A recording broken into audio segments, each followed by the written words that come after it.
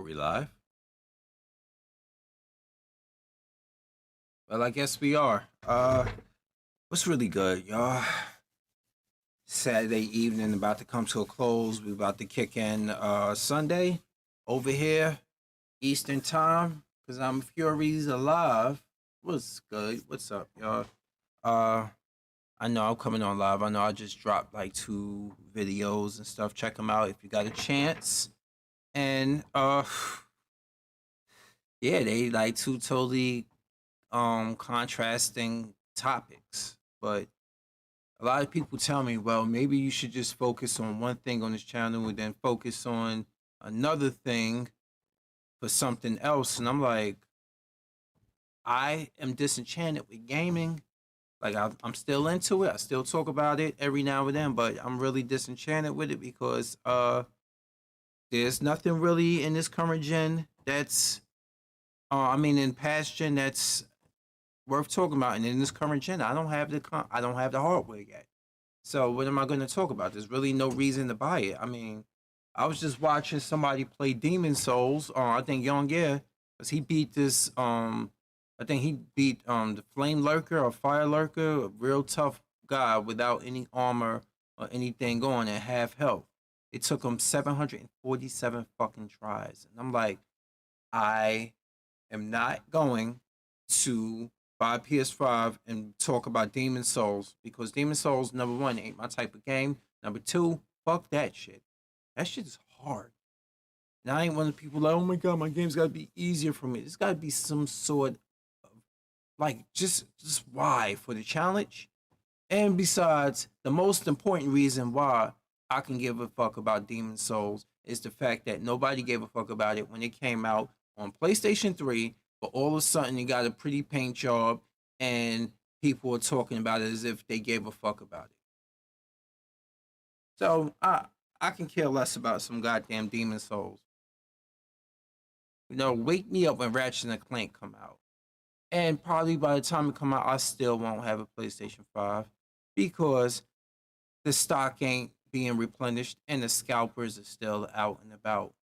But I have people who work at GameStop that I know, old friends, and they're telling me that a lot of people are trying to sell it back or trade it in, but because of COVID regulations, they can't take in packages because germs, virus reasons, spread, things of that nature. And I'm gonna edit some things. Give me 1 second. Uh, hey, what's going on, Al? I'm doing good.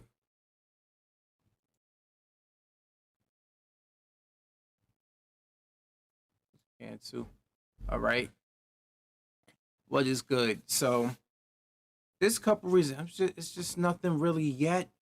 But you would like to have the hardware to at least talk about it.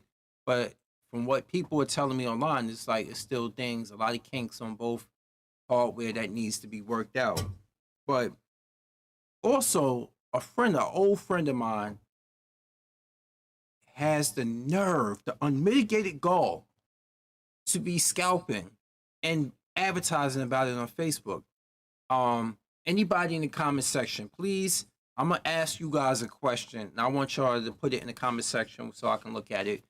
Guess how much this man that I know is selling a Xbox Series S, the $300 one, S, not X. Put in the comment section how much you think he's selling it for. I'll wait. Go ahead. Put it in the comment section. Let me know what you think he's selling it for.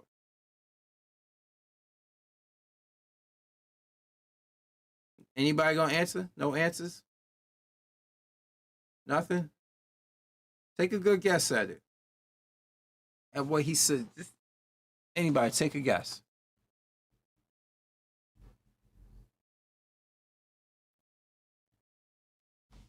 The retail value of it is $300. Take a guess how much this scalp is selling it for.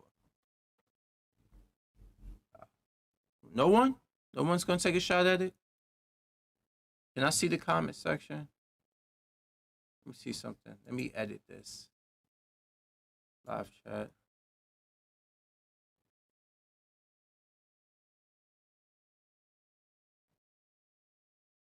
Let me see. I don't know. Nothing? Nobody's gonna give me anything? He's selling it for $600, man. 600, that's twice the amount. And you know what's like? Money make the world go around. This is what makes me know that a lot of these people do they don't give a shit about anybody.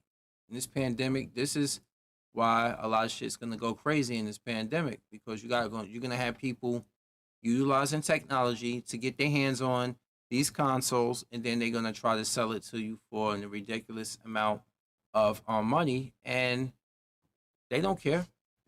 There's money to be made. Look up Prep Chief Notify. Prep Chief Notify, a company who you can buy into using their bots, and then you buy theirs, or you buy up the PlayStations and the Series X's and all that, and then you resell it. They make a profit off of it more than you make a profit off of it. They just using you to spread their botware, and they making money off of you. It's very predatory.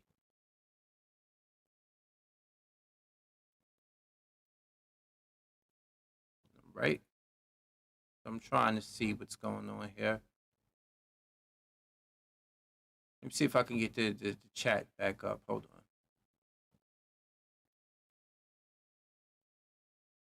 on. Save.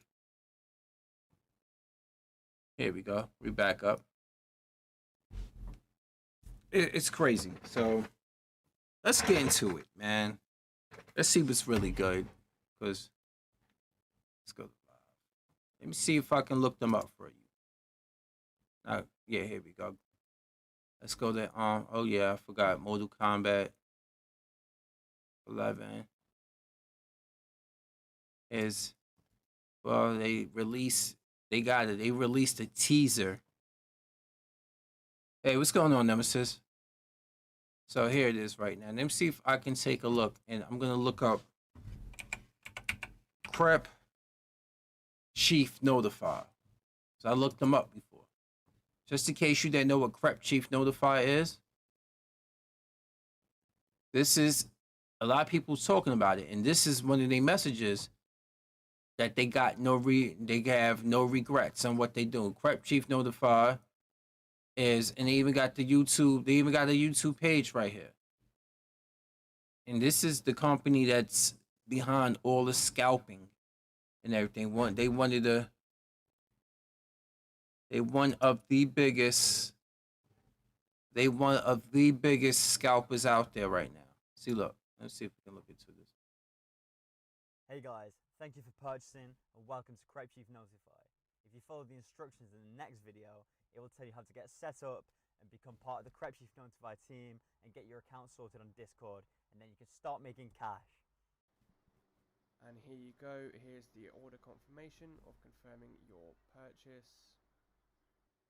And you will. Yes, so you get this, right? You see what they do. You buy into their membership and services, and they give you access to their bots, and then you're able to buy and use the bots to purchase PlayStation 5s and sell them for ridiculous amounts of money, and then they make money off of that, and then you make profit too. It's like a whole gigantic pyramid scheme. That's Crap Chief Notify for y'all. They one of the biggest ones out there. But now a lot of places are trying to cut down on they're trying to cut down on their using them bots.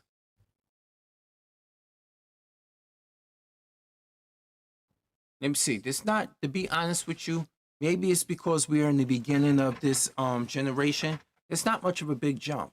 You see, at least with PC, as long as you got the money to pay to play, and you can soup your engine up and your graphics card, your motherboard, DDR, have your SSD, solid state drives.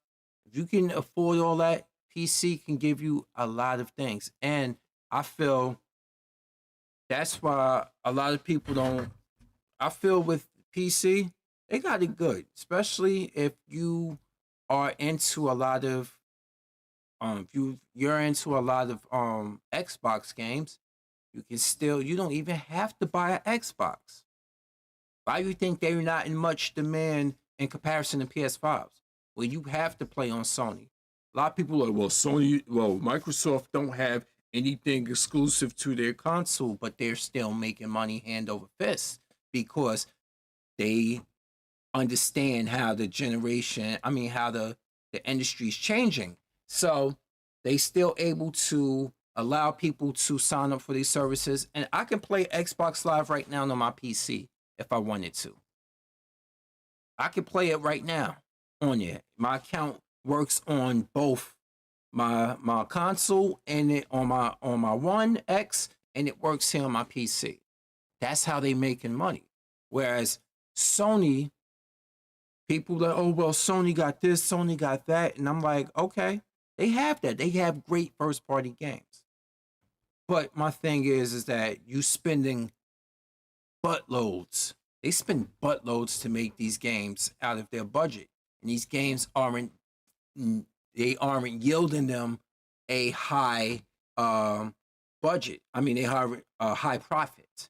Whereas, let's say for example, I spent $60 million. Well, I spent $100 million to make Ghost of Tsushima, and Ghost of Tsushima brings in maybe $95 million in its lifetime at its peak price, and it brings in 95 million. And then you done took like a 5 million, you lost $5 million. That's an example. I know Ghost of Tsushima is successful. I'm using that as an example because it's a high budget game. You know? And speaking of using emulators, Nemesis, did you know that the Xbox Series S can emulate PlayStation 2 games?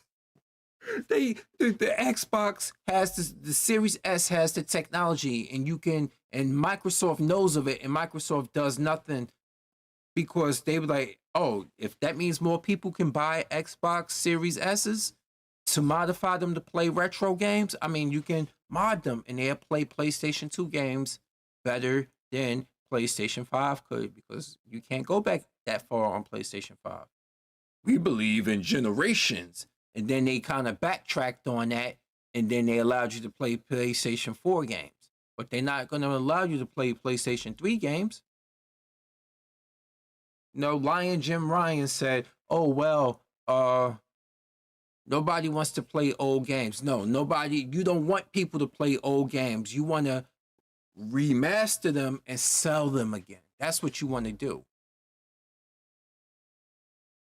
But I kid you not, the Xbox Series S can be modded to play PlayStation 2 games. I'm not even joking about that. Let's see if they have anything for that on here too.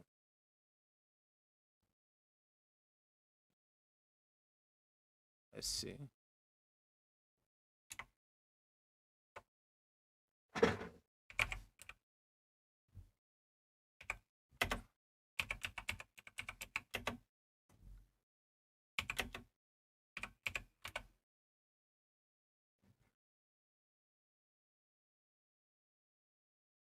Let's see what we got.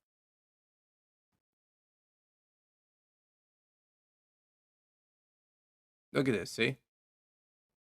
Xbox Series S and X can play PS2, GameCube. You can mod them to do that. You can emulate them, I mean. You can. Yep, see? PS2 games, amazing emulation. You thought I was making this up, right? You can emulate on Microsoft console, and Microsoft knows that, and they not saying of course they built the technology, and they have a setting in there where you can actually do things like that, and they haven't blocked you from doing that at all. They haven't, because they want to sell the console. They don't want to say, hey, here, we want to sell consoles, but we want to limit what you're doing. This is a problem with Nintendo right now. Nintendo is in some shit with the Smash fans. Every time somebody wants to do something for the community and they want to make something that's fan made and they don't make any money off of it, Nintendo like, man, fuck that. You are fucking with our shit. We want to make money off of it, or we don't want to be upstaged by the likes of you. You take what we deem is fun for you to play, you buy it, and you shut the fuck up. You do not touch our shit. That's basically what Nintendo's like. Has it kept them in business? No, they fans have kept them in business. I don't understand a Nintendo drone, a Nintendo drone. I don't understand them. There's a difference between being a fan of Nintendo versus being just a stooge. Nintendo constantly disrespects its fan base and shuts down anything fun, but their fans are the most supportive. And I'm like, you out of your goddamn mind. Why fuck Nintendo nemesis? What Nintendo do to you? I just thought the Switch personally, as much I have a Switch and I have a Switch Lite, but I have them for my handheld needs. I feel like Nintendo needs to not make us another Switch. I don't want a new enhanced handheld. I want the Nintendo Switch to continue to be a hybrid or a handheld, be very good at that. And your next gen console that you're making to compete with a Series S or X or PlayStation 5 should be a console. A motherfucking console that you can just place right here. Case in point, something you could just pick up and you could put here, you could put some cords into that. This is what I feel like the Nintendo should go back to making these. And I don't even need it to be as powerful as a PlayStation 5 or an Xbox Series X. It could be as powerful as an S maybe with the processors, or even that. Hell, if it can be as powerful as a 1X, the last gen one that I have, or somewhere on that level, you still might be able to get third-party games, Nintendo, that everybody else get. Because for the longest time, Nintendo, they've been surviving. They survive on nothing but their first-party games. Let me read this. They survive on their first-party games. But my thing is, the way the market's becoming, that's not a sustainable thing. You telling me we gotta wait how many times? Like, when we gonna get a game on the caliber, another game on the caliber of Super Mario Odyssey, another Super Mario game? Do we have to wait for the next Nintendo to drop for that to happen? They're making a sequel to Breath of the Wild. And you know why they're doing that? Because that's all the unused assets that they couldn't fit in Breath of the Wild because of its limited capacity. The Switch has limited capacity. It's not hate in saying that. It's fact. They have limited capacity. So now they're using all the unused stuff to finish telling a story and using other things too. I mean, hell, Majora's Mask. What you think Majora's Mask was? They just turned unused and extra stuff into something, another game. And you said they hate their fans, they're greedy, they clearly don't give a shit about money. Although they don't even allow fans to make fan-made stuff even when they're trying to make it for fun and not for... Yes, that everything I just said, that's Nintendo for you. And because, I mean, one of the people made Super Smash Brothers Melee on the GameCube. He made that playable. And I forgot the what program they used. And Nintendo got really upset about that and shut them down. Like, I kid you not. They got really cagey about that and shut them down. And I remember years ago, they was gonna have they was about to make a fan-made Metroid movie, and Nintendo said, fuck all that. And you know what Nintendo fans do? The ones I always tell you about, the ones that are very loyal to them, well, Nintendo got the right to do what they want to do with their intellectual properties. Who are we to tell them what to do? Like, who? This is their answer. This is them amongst themselves. This is Nintendo neckbeards amongst themselves.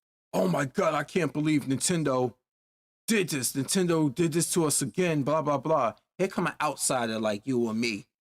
Wow, yeah, well, Nintendo's really just draconian with their shit. Whoa, whoa, whoa, whoa, hold on, buddy. Don't talk about Nintendo like that. Nintendo's my daddy. That's how they have an attitude like that.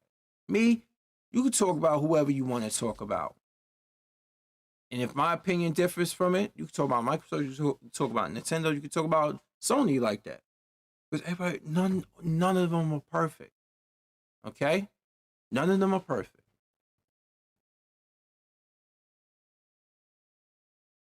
That's the thing. I don't think they're gonna leave Nemesis. I really don't think.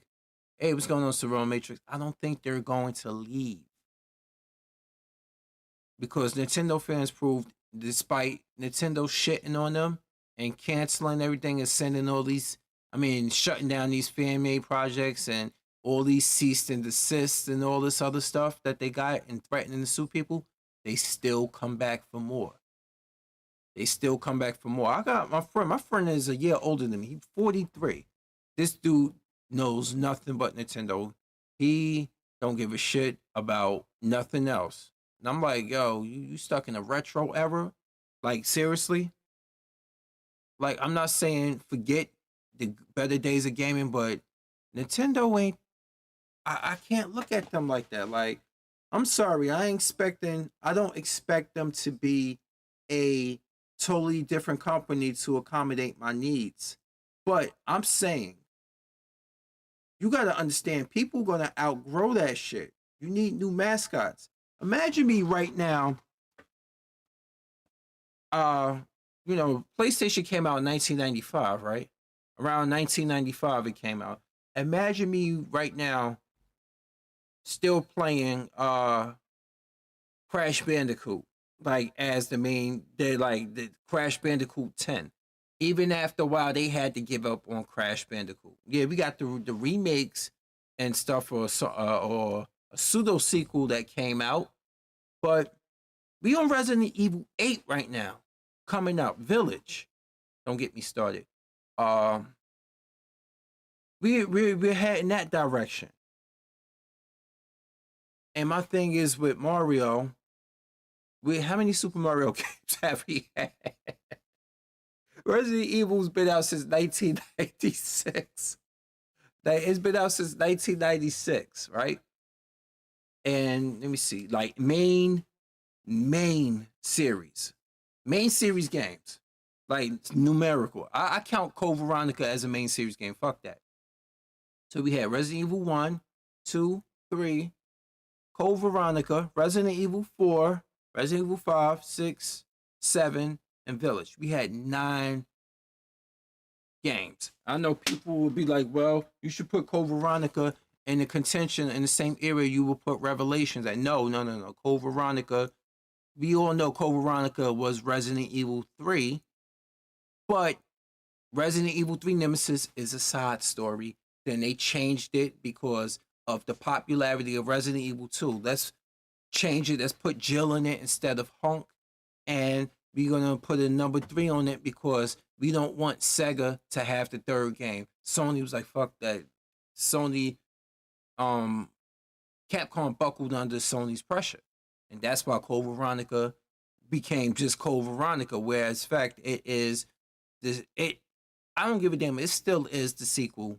It is technically the third Resident Evil game. If you look at the timelines, if you want to do it from a chronological standpoint, Resident Evil 2 and 3 take place in the same span of time. I know Resident Evil, this is right here. This is Resident Evil 3 right here. These two prongs right here, and Resident Evil 2 fit right between that. So it's just one big saga. Whereas the third true Resident Evil story is that's new and out of Raccoon City is Code Veronica. The first one, fresh out of there. So yeah, it has It's crazy. It's a lot of chronological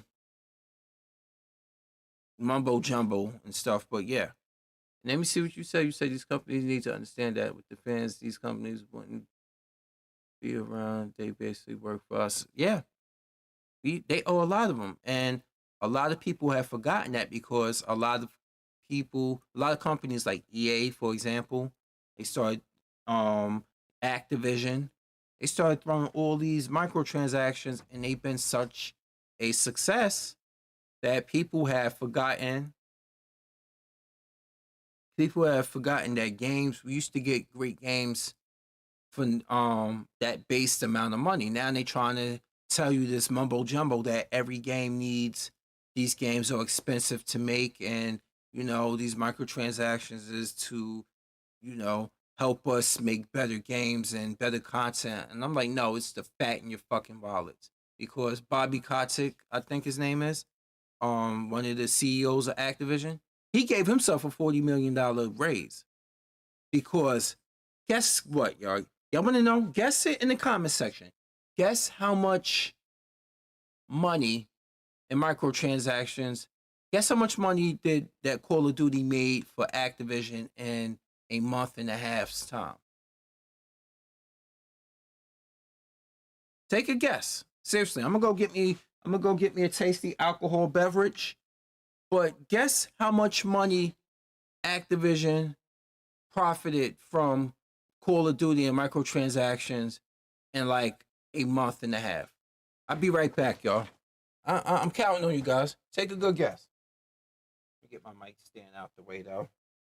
Let me move this over here first. Take a good guess. I'll be back. Let me get my drink. Oh, shit. Sorry.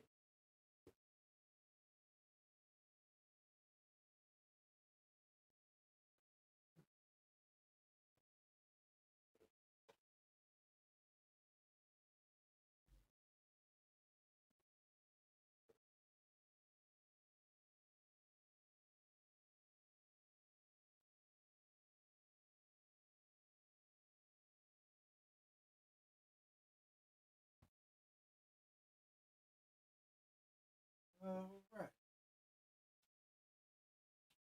I'm coming back.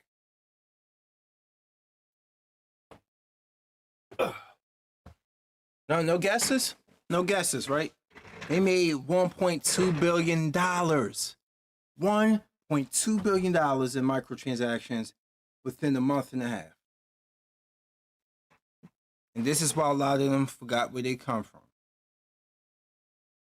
And once again, I'm a shill for this right here. This is gin and tonic in a can by Insaboro L from Brooklyn, New York, which you can get if you order it from them, or me, I just go down to Cool Vines in Jersey City where I live.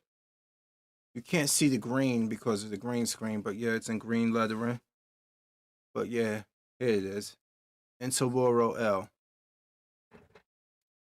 Gin and tonic. This one here is hibiscus and lime.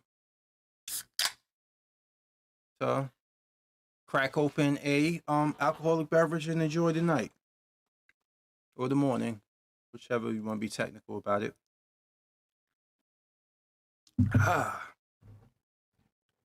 So yeah, that's basically what has been going on with the whole console thing and how these companies work.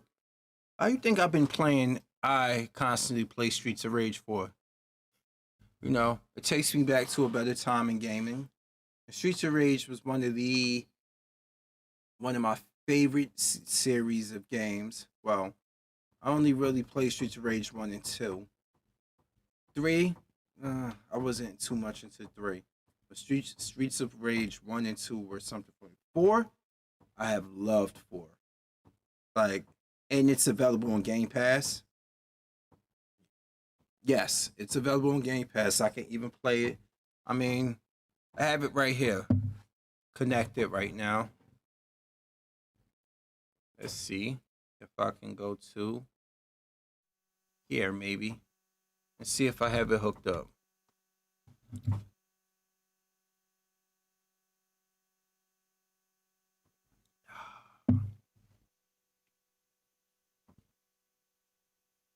Shannon, is your favorite? One of mine is one of my favorite spirit. I don't know. I don't know. Lately, I guess as I got older, it's been whiskey. Like I have I got bourbon in the refrigerator right now by Evan Williams. I don't know if you ever heard of the brand Evan Williams. Evan Williams is a Welshman who came over from Wales, and he makes Kentucky Blue Moon. Yeah, I drink Blue Moon. I've drank that. Gin Kazama, good one. It's a good one. Hey, what's going on, Psycho Gemini? What's up, George? Ah, man. As you can already see, I'm playing it in the background. But yeah. Get my headphones on.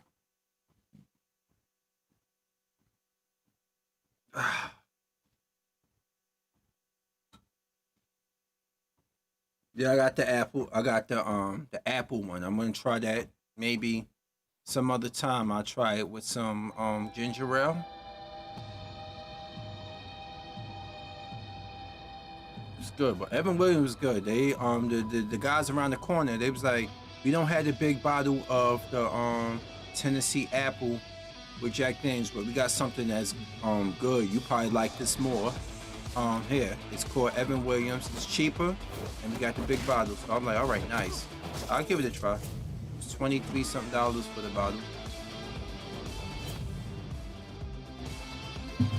Boys make Blue Moon. Get the hell out of here.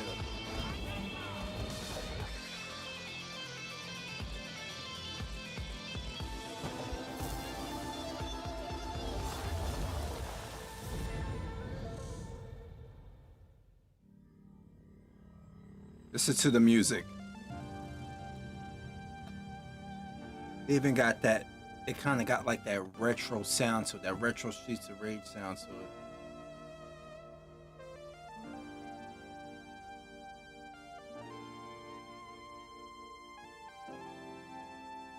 All right.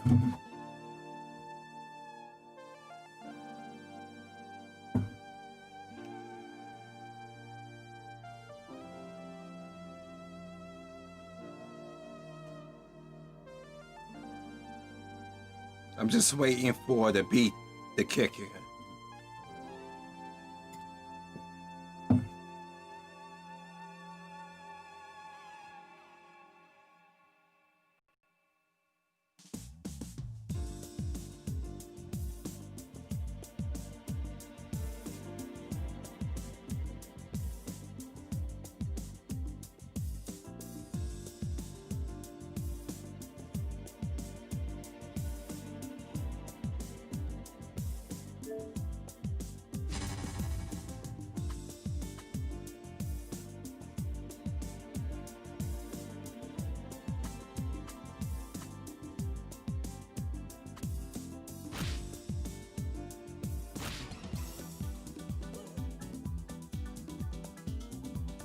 I'm gonna play.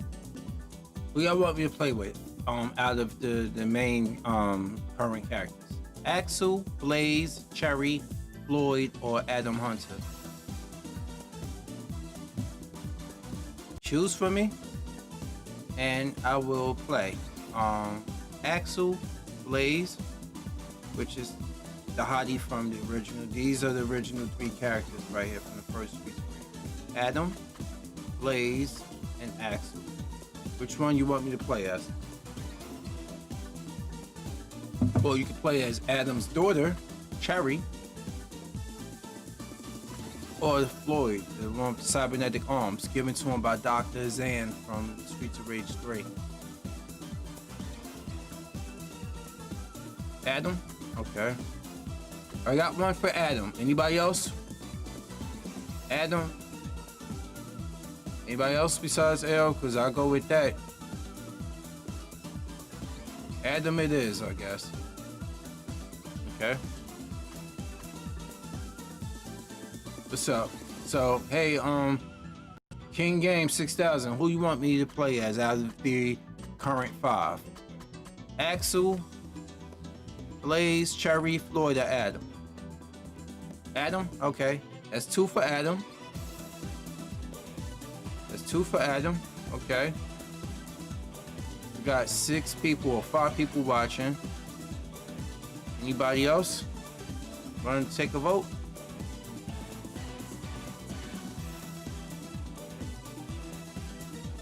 Okay. Let's load this up so I can have a full screen look. See?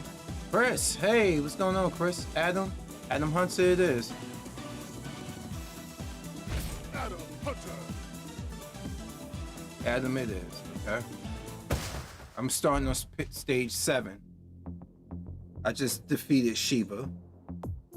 Remember him? Streets of Rage 2 and 3?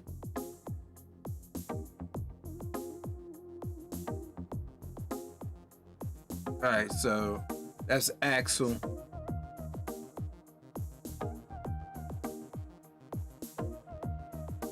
Alright.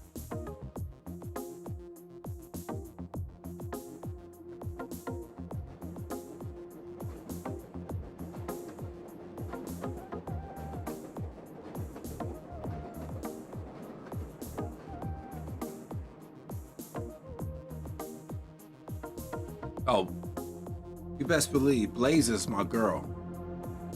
But most people chose Adam. But yeah, Blaze is my girl. I've always been a Blaze fan. Because she was fast. She was the fastest one. At first, I thought they nerfed her, but once you learn how to play with her in this one, she's the only one I beat the boss rush with. Oh, damn, I jumped too early.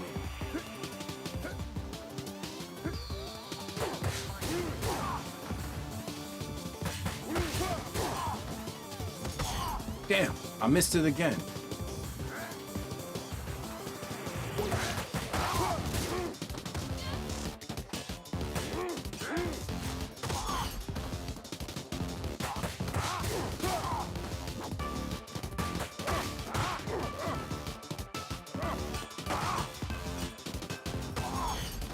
Got you that time.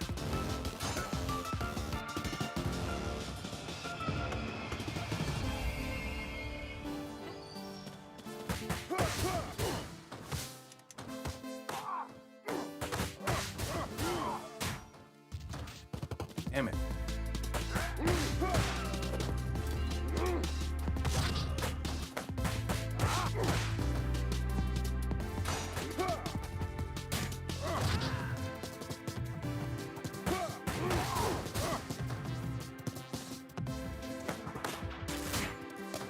Damn.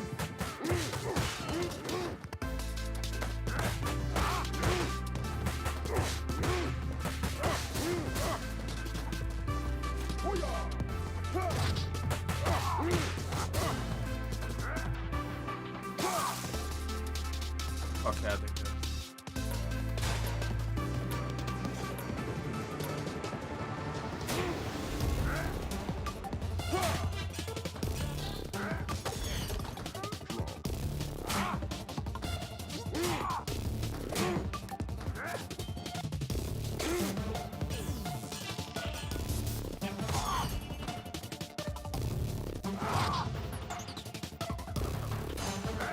Oh, he got me. Damn, he got me. I knew that was gonna happen.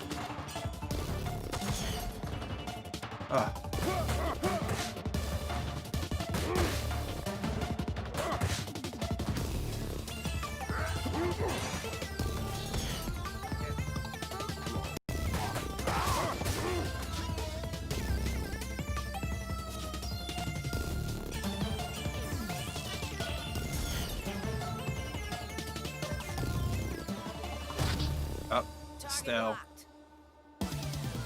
Boss fight. Oh shit.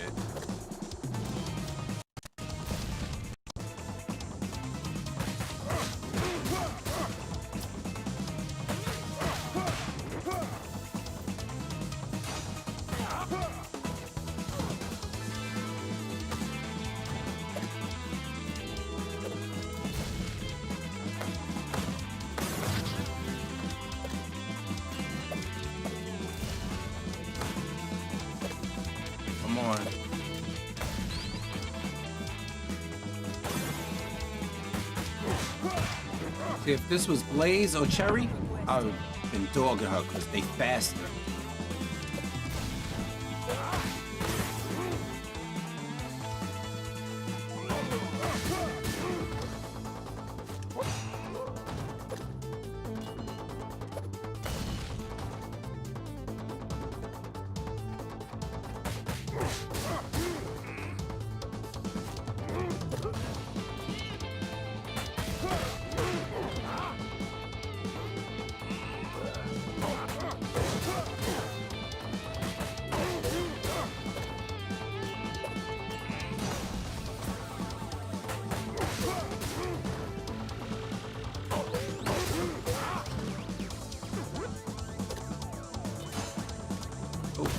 Hold up. Bastard. Fuck out of here.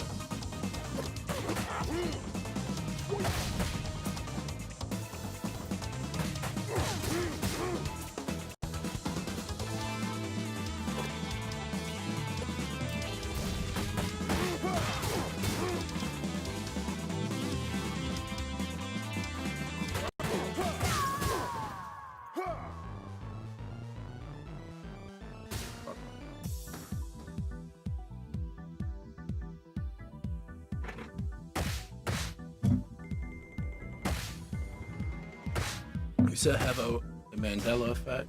Vaguely. Vaguely. Ooh.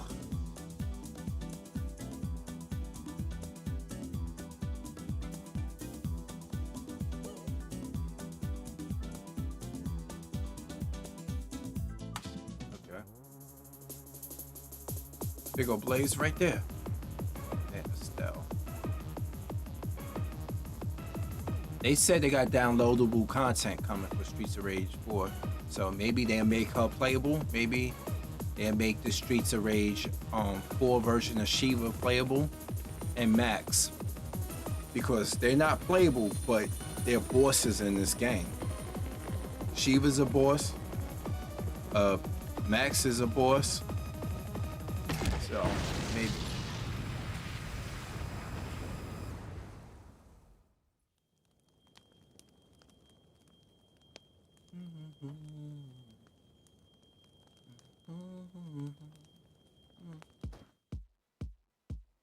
Oh, I hate this. I hate this stage because of these people.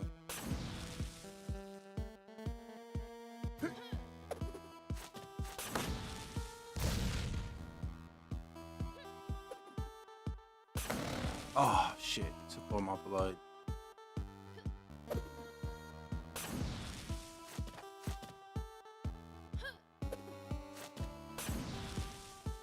Come on.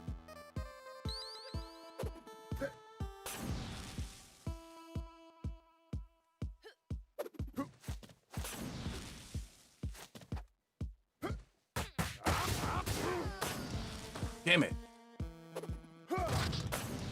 Damn. See? Adam too slow. My problem with Adam. He's too slow. See that? It's easy. See, I can maybe options. Hold on.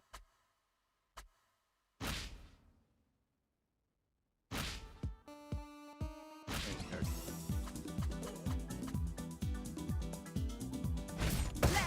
Fielding.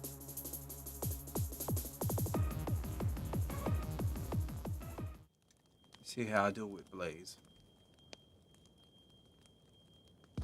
Maybe, but Cherry's the fastest, but Blaze is just dope.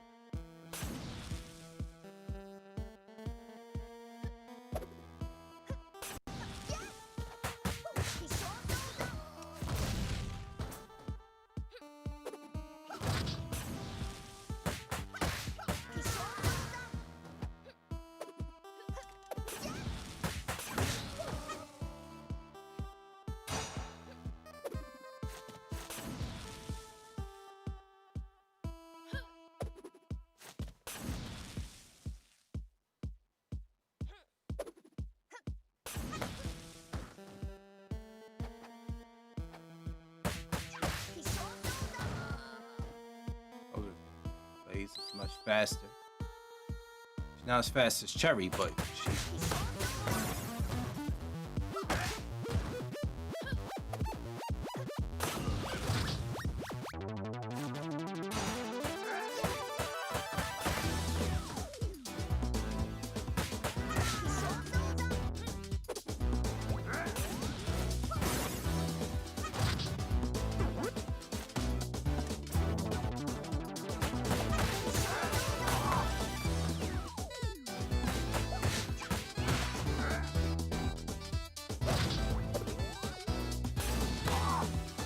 Good, kill him.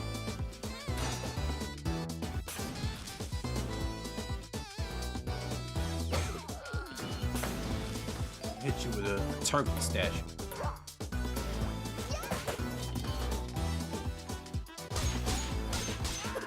And Blaze is the only one that can use weapons like that.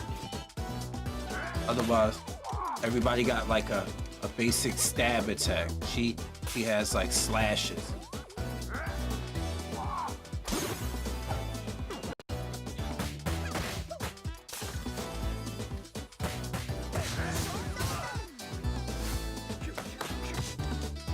Bastard.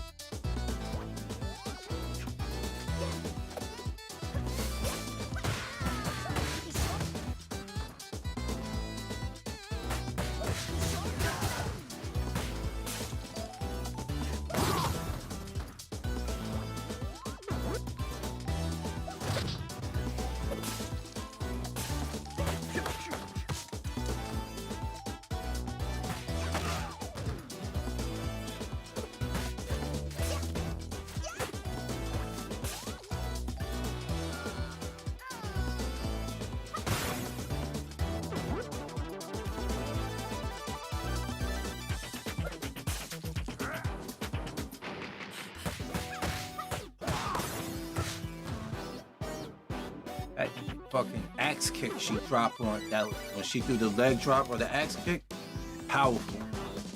You see the knockback it has.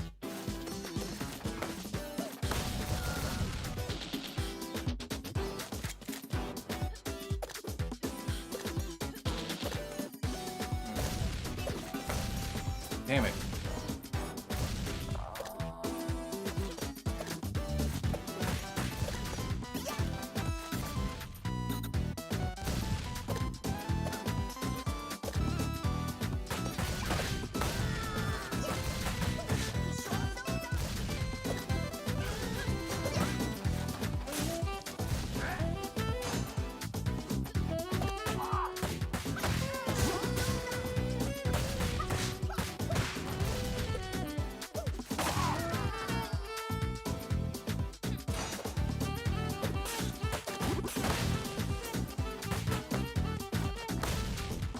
Damn it.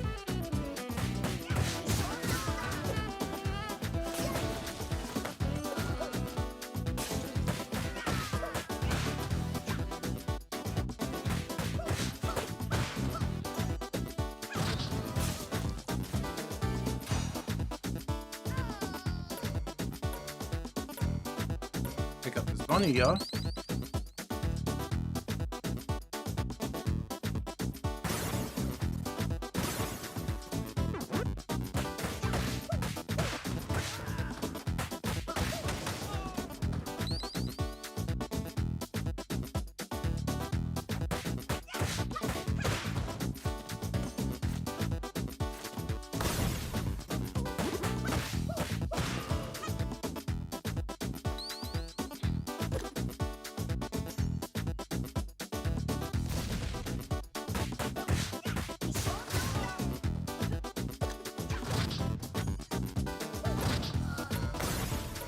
Suplex and half is up in here. Good lady down here.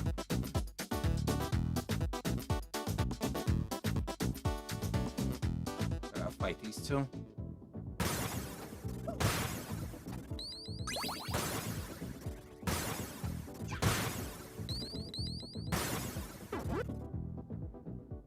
Oh shit. Boss fight.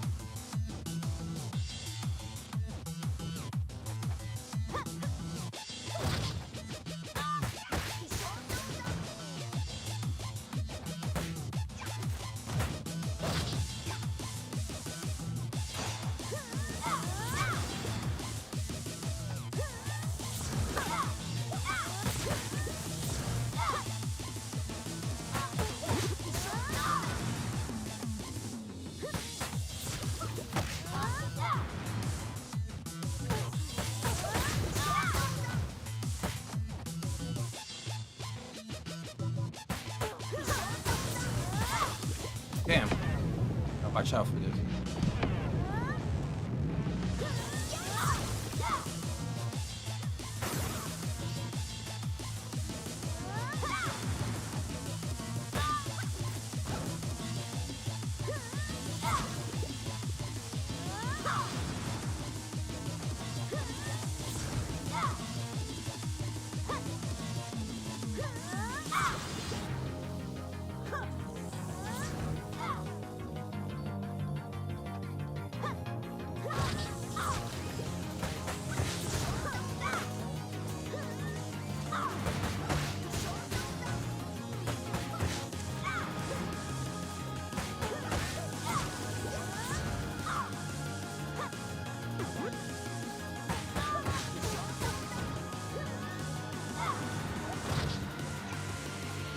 Suplex, snap suplex. You can tell Blade's style is judo. See, that's one of her main styles. So the suplexes and throws. People are like, well, she's a woman. Why is she using suplexes and throws? Why is she so proficient in that? It's unreal. No, she's a judo expert. Ronda Rousey's a judo expert. She be throwing people around. Nobody questions that. I know it's a game, but you get what I'm saying. Judo expert. Judo's judo. If you are. Damn it. Sorry, I got caught.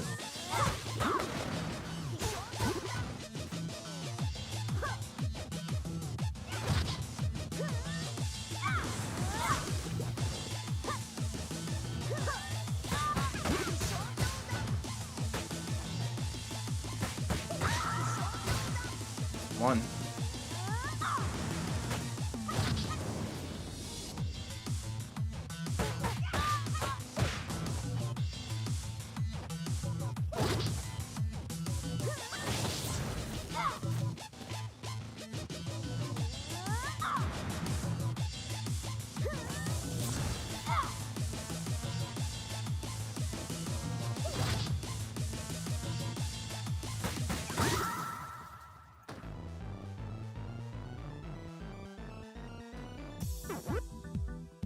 Get those extra points, huh?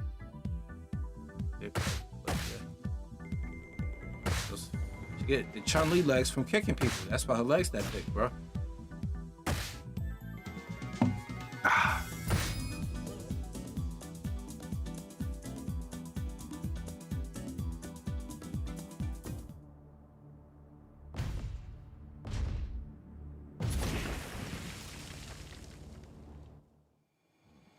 Watch tower now.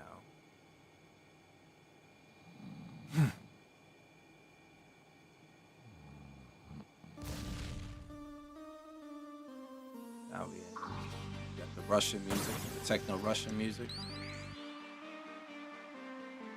And the slippery floor from mopping.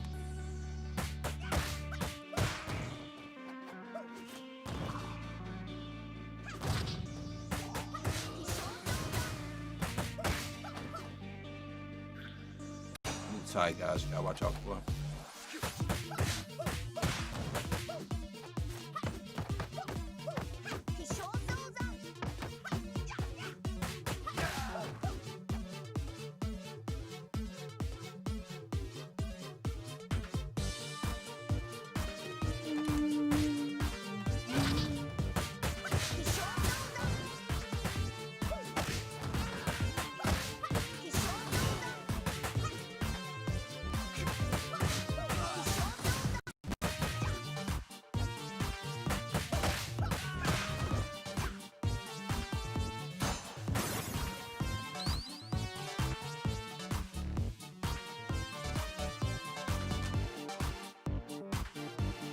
These guys you gotta watch out for.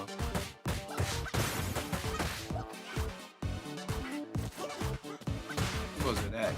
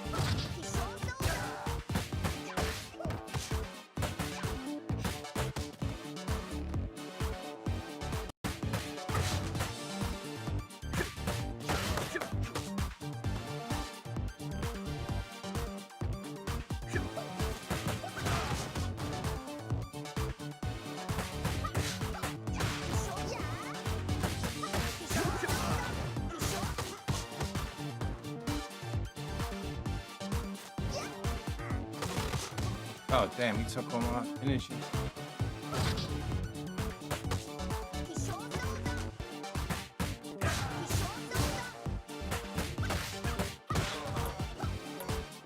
Alright.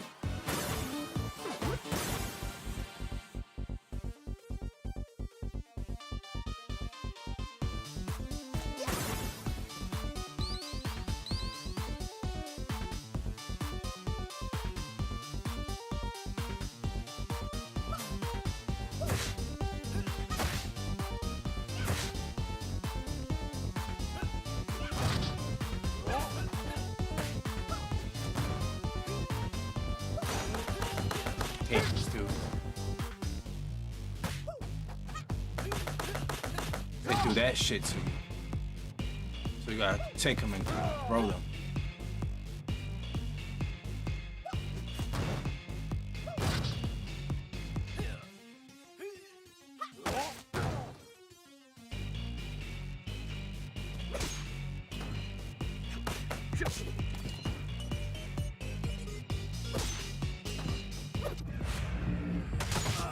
I didn't mean to use that.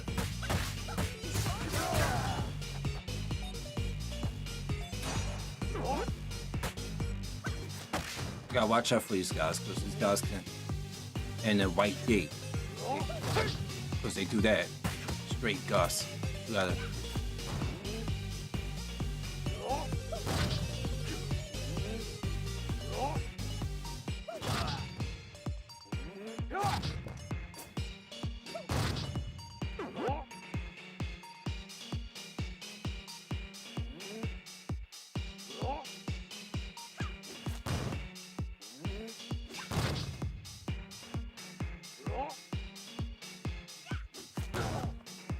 there you go. You gotta roll them. With a straight on attack, they hit you with that gust punch. Send you flying.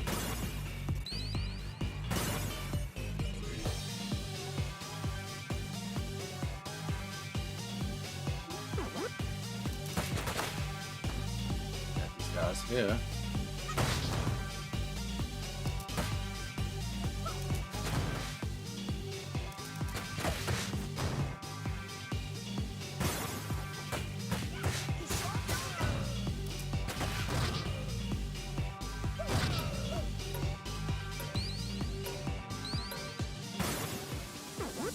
One of the tougher parts coming up.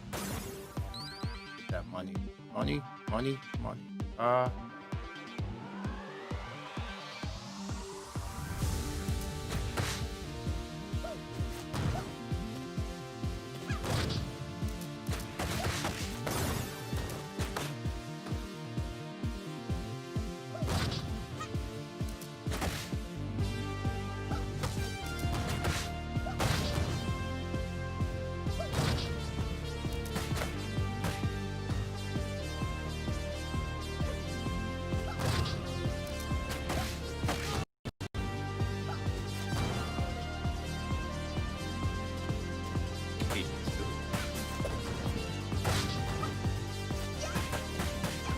Oh gosh, she can do this kick too. That one. Kick off you. Oh, you bitch.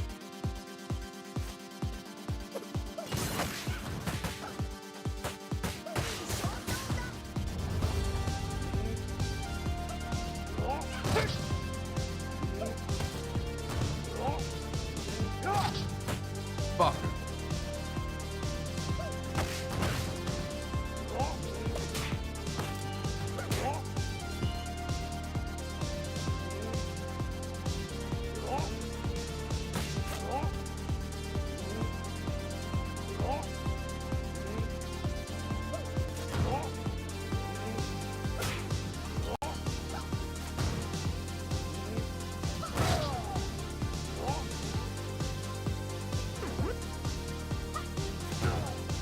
Alright, good, I got through that.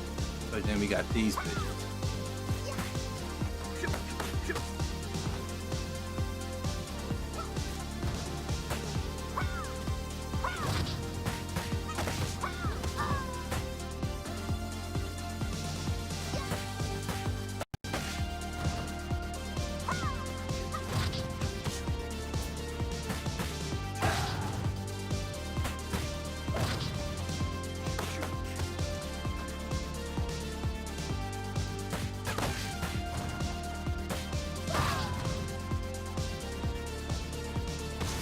Gotta hurry up and get those.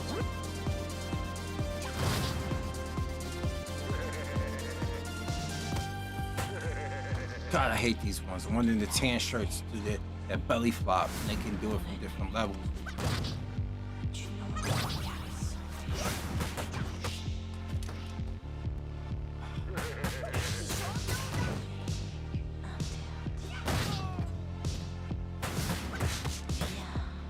Bitch.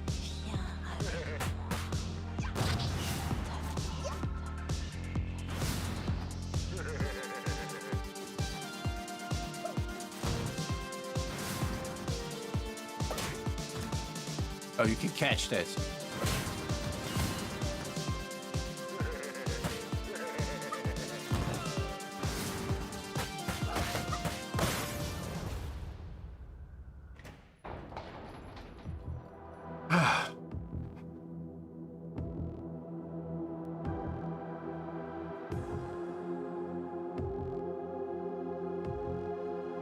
I seen the Sarah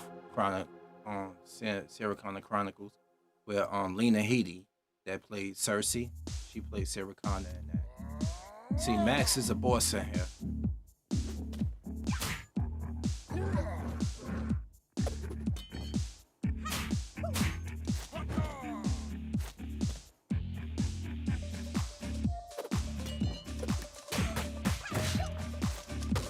Gotta watch out for that.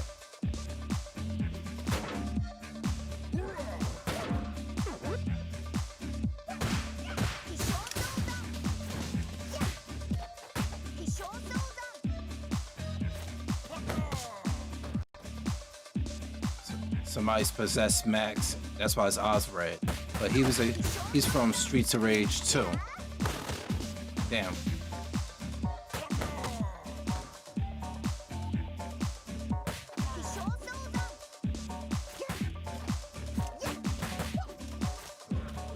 Stay away from that when he does that. Stay away from it.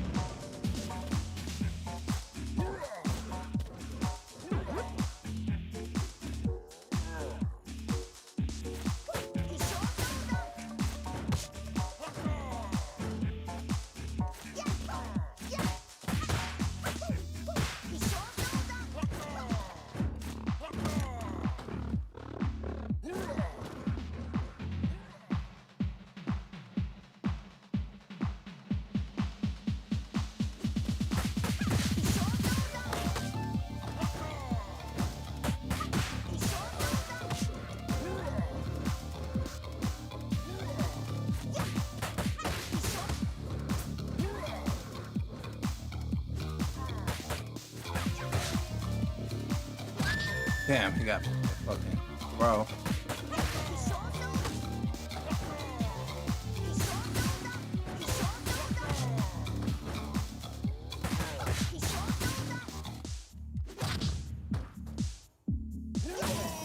Fuck out of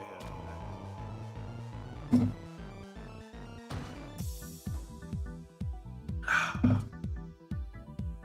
Little alcohol, a little gaming.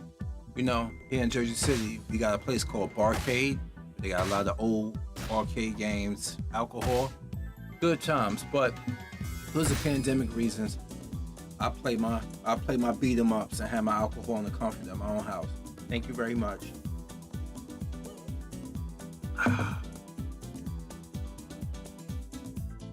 Yeah, Sarah Chronicles had Lena Headey as Sarah Connor.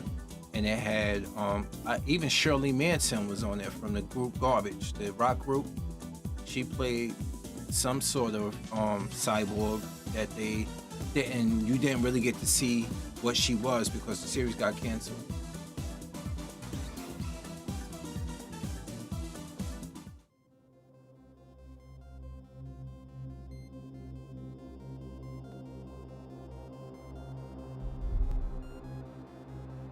See, Mr. X from Streets of Rage 1, these are his children.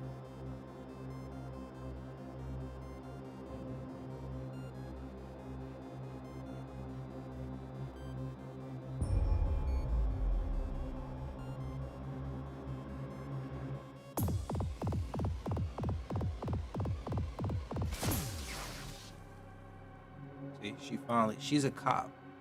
Estelle is a cop. She finally listened to them trying to tell her that those are the bad guys. She was misguided.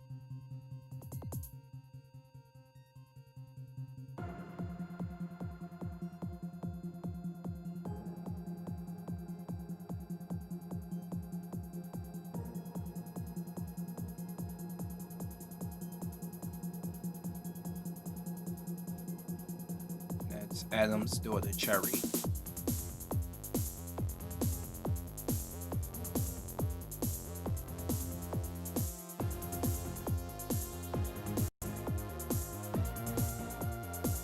Remember, they used to be cops. Adam is to work for a special forces division or someplace like that. Special investigation by, Blaze and Axel. I forgot what they do now. Axel left the city and went to live out in the woods while he got that mountain man beard. Blaze has always been a lambada instructor. He's a dancer. So he teaches dancing.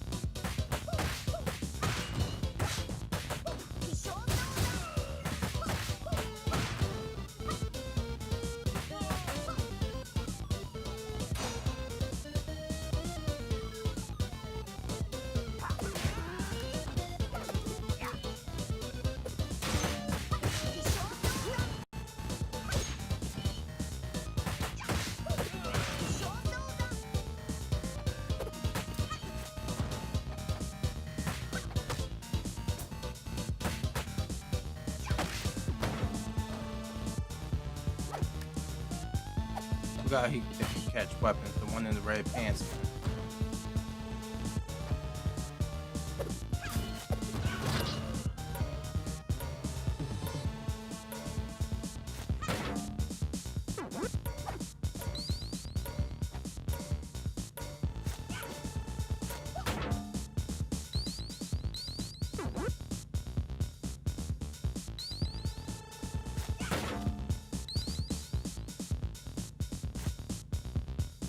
There we go.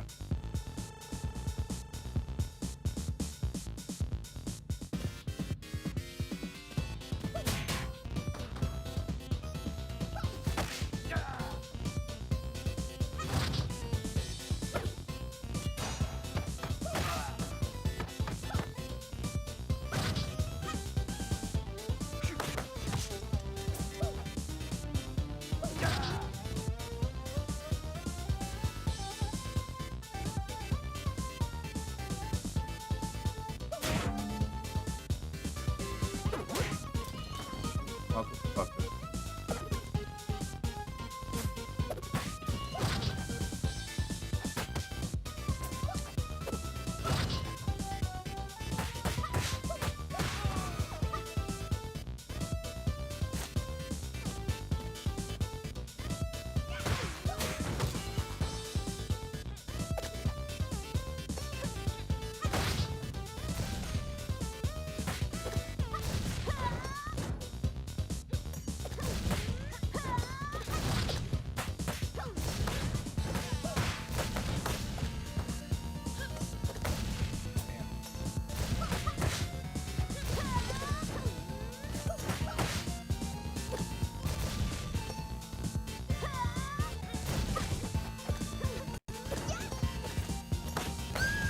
Damn.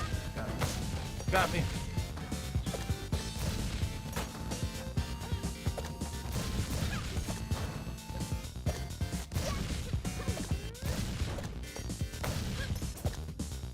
Dropping all these grenades. Can't escape. Damn it.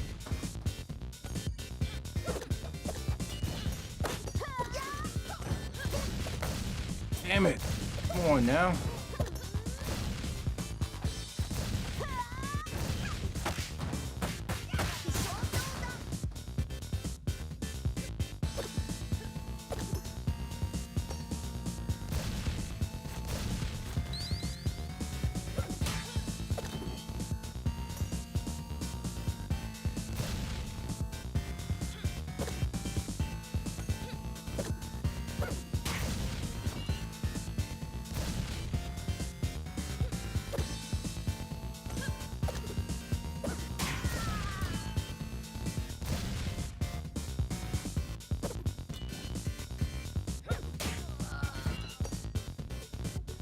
Sometimes you gotta go old school.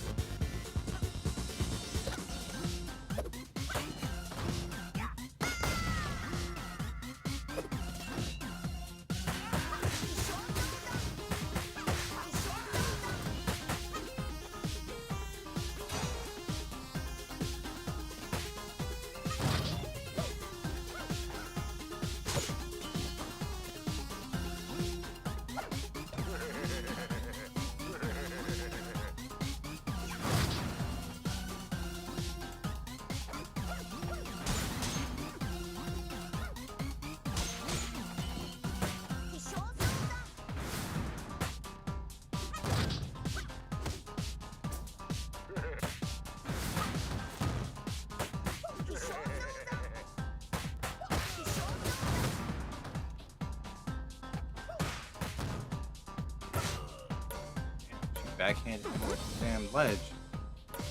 Down to no lives left. I gotta try to get through this.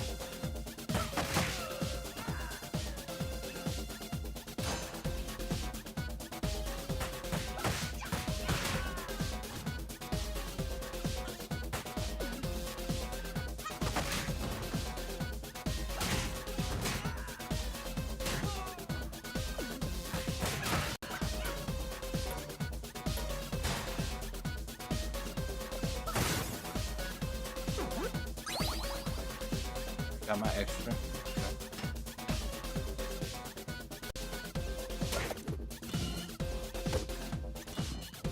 Make it through this? Oh, you motherfucker. Come on!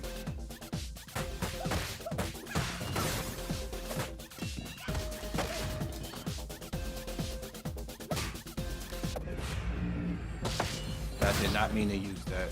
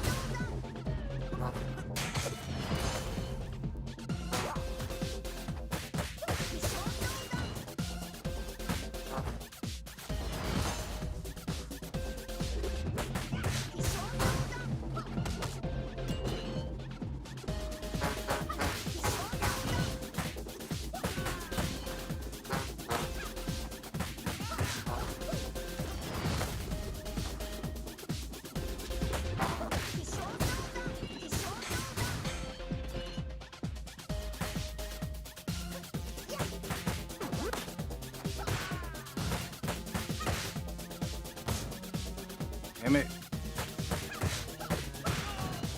Well.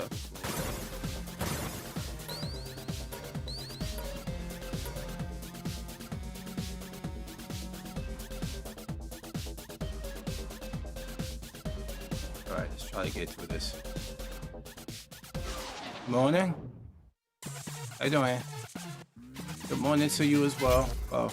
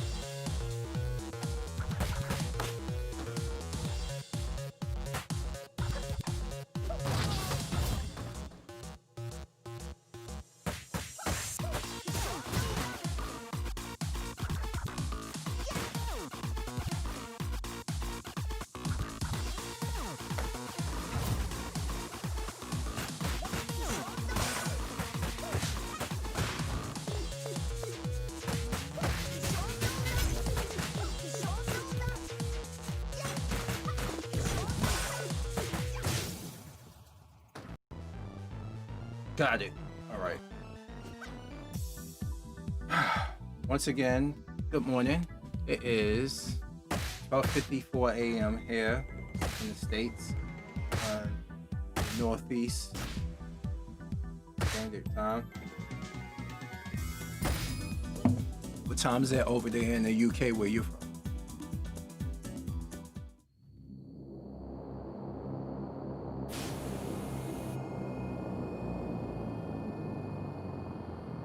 Uh-oh. Woo. I'm about to bring it down myself. I hate this board.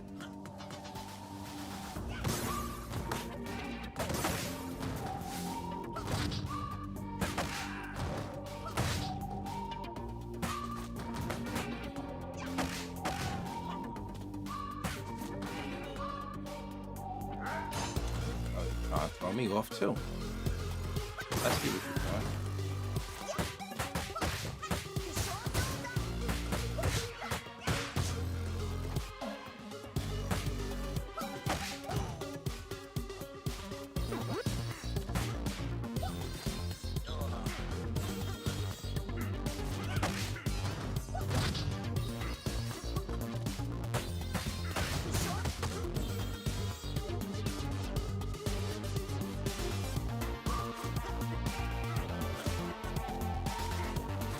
See what I'm trying to do? I'm trying to keep them from off that side so they won't do that to me. Try to knock me off. But be careful.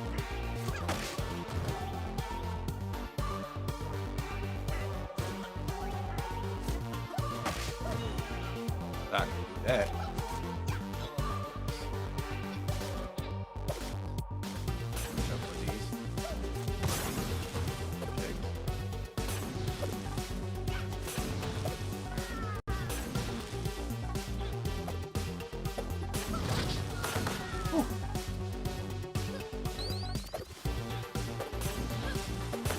Oh, no! Yes.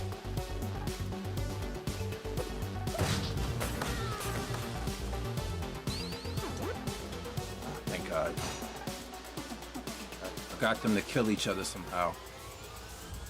But it gets no easier. There we go with these. Oh, boy. Oh, shit. On me.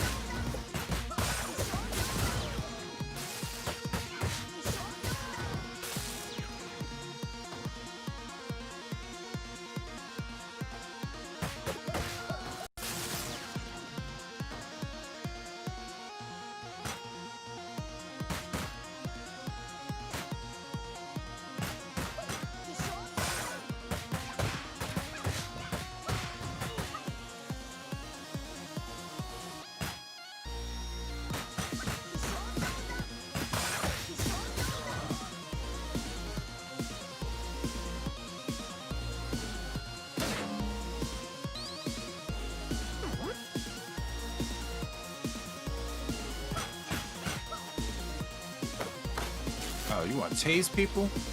Hot smoker?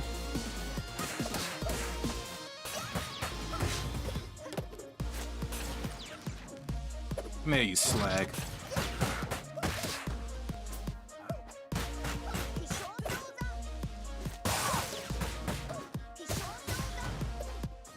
Oh!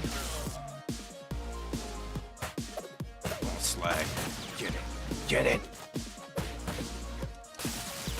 Oh, and I still got shot. Motherfucker. Holy shit.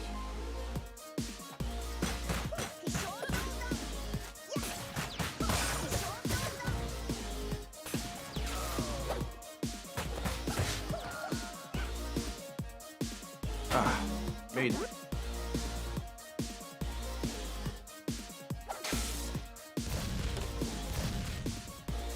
Right.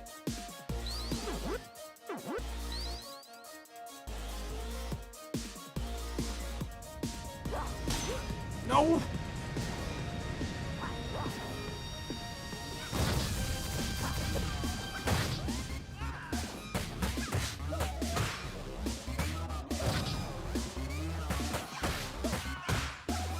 Fuck off my plane. Air Force One, get off my plane.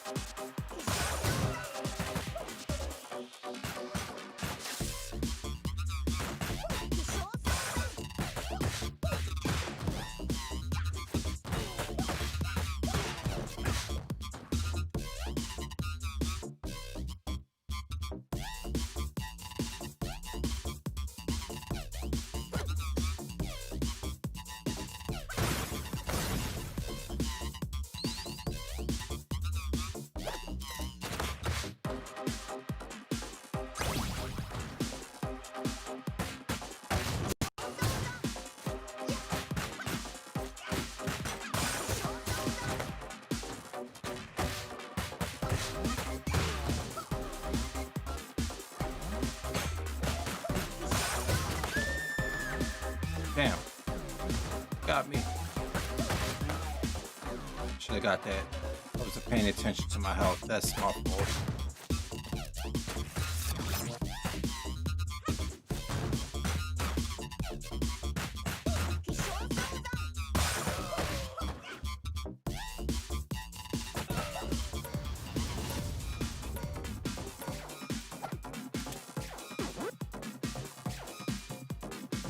Right.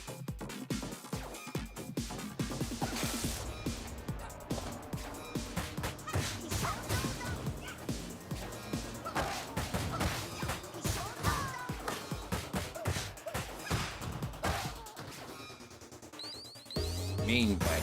Gave it that gowl backhand. Street Fighter.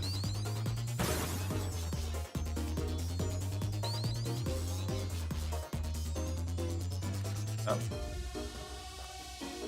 Drop me.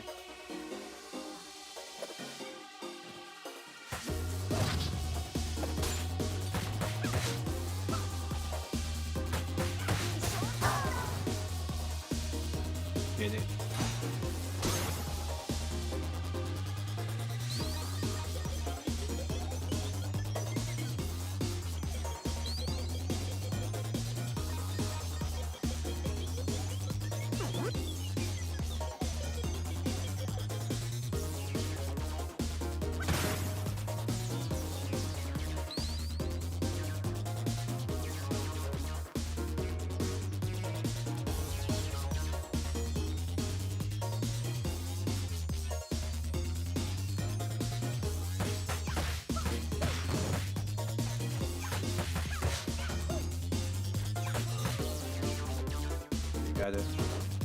Sometimes you gotta outsmart a lot of these. You gotta be careful. Oh, the whip lady. Whew.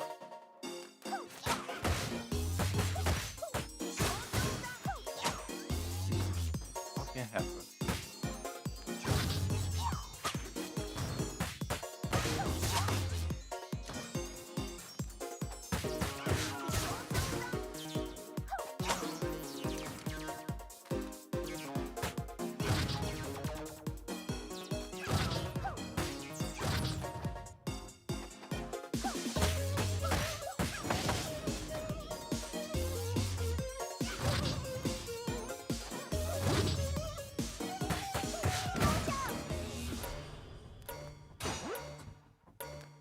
Forgot she got like the Chun-Li fireball. Oh, sure.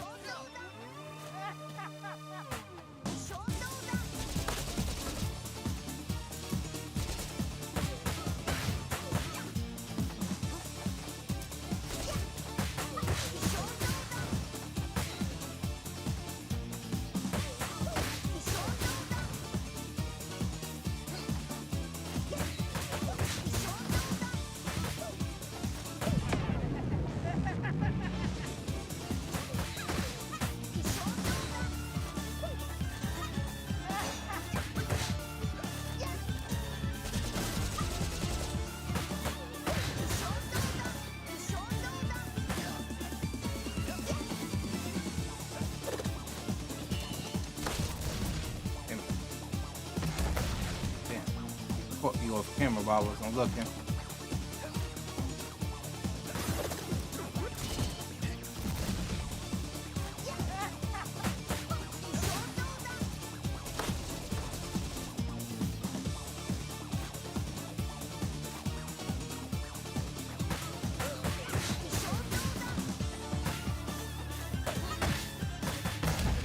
Come on. That thing kicked him and he's still able to.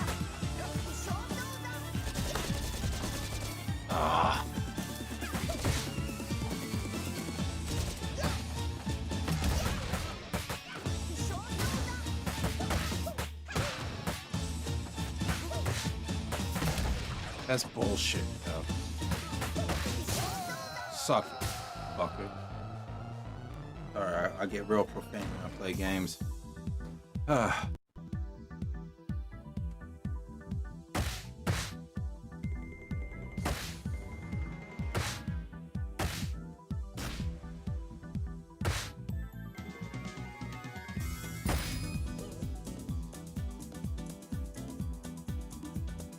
Right. Then it's the final stage.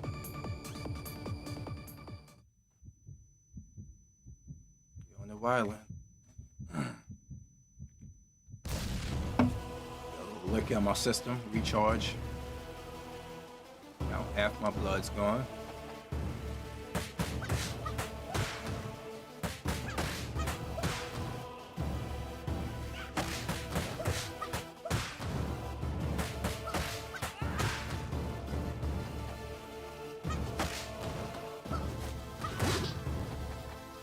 Blood back. Good son.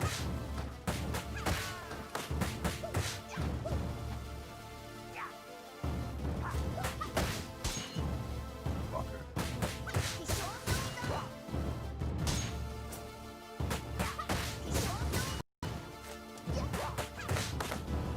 Come on.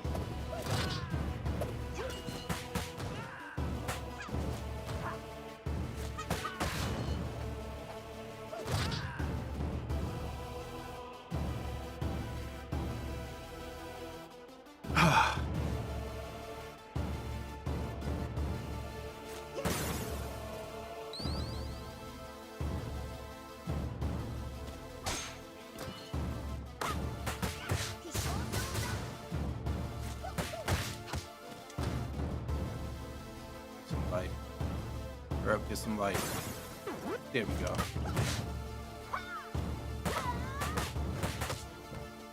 Oh, they just jumped my ass.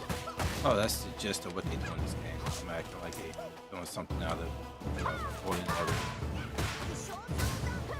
Fuck out of here.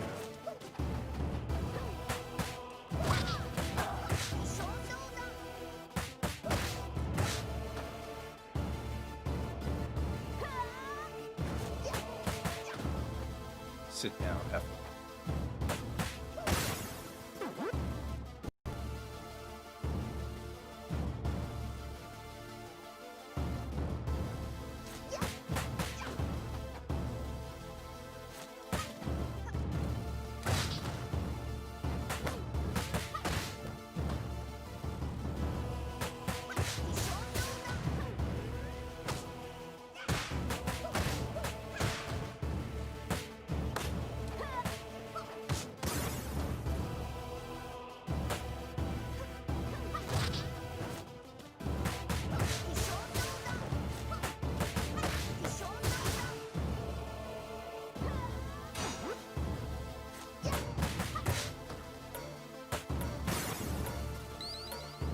Get everything I need.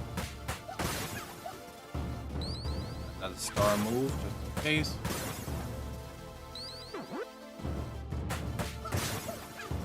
Money.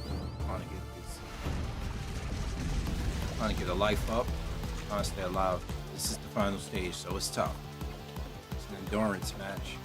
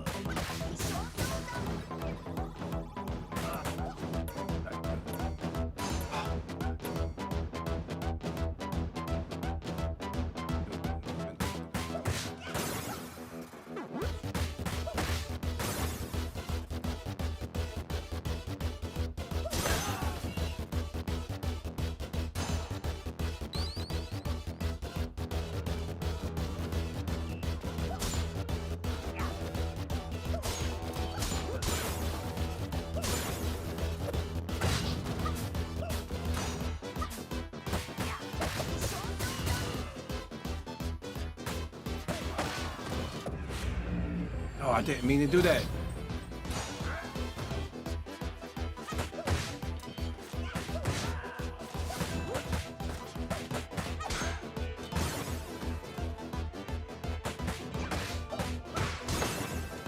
Damn it.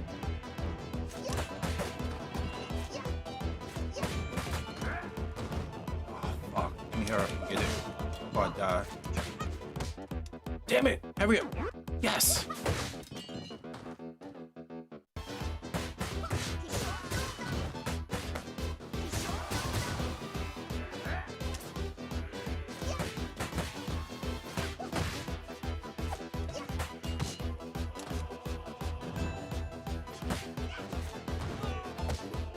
Come on now. Bullshit.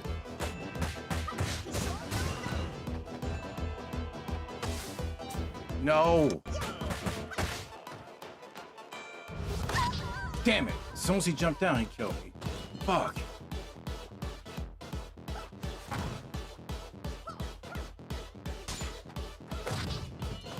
Oh, crap.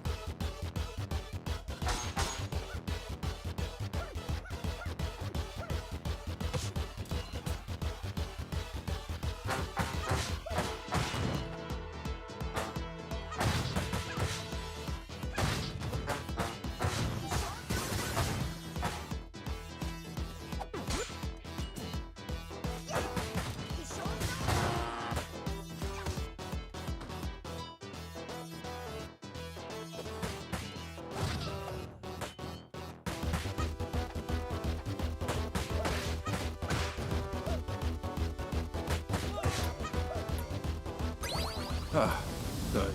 Got one life. I need some blood. I need some energy. There we go.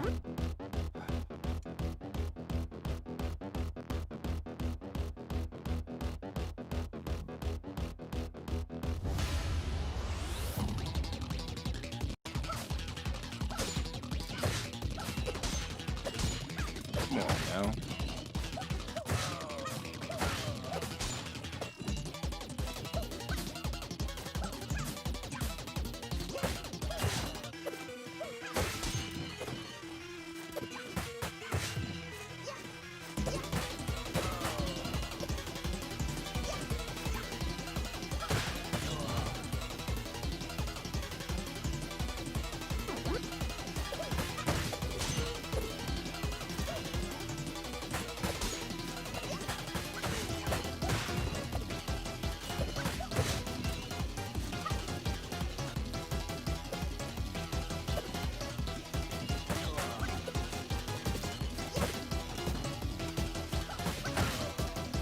Gotcha.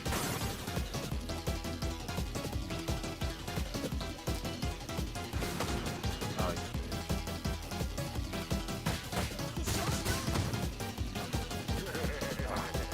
hate these dudes.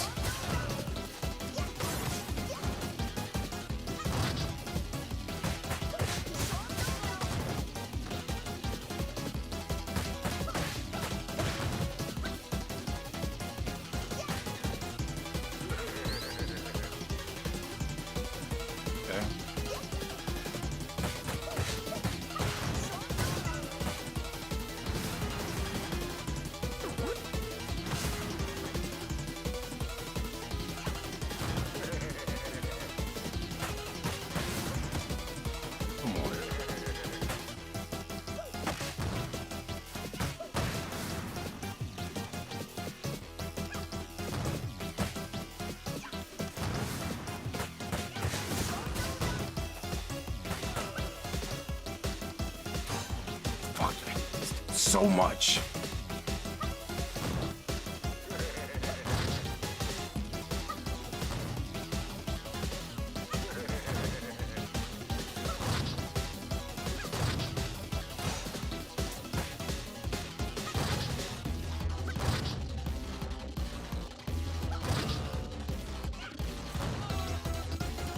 Ah.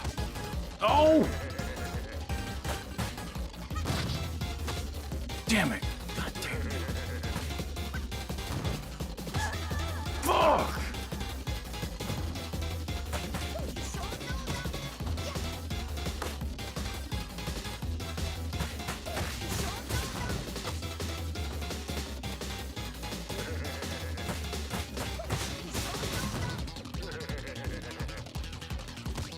Come on now, come on.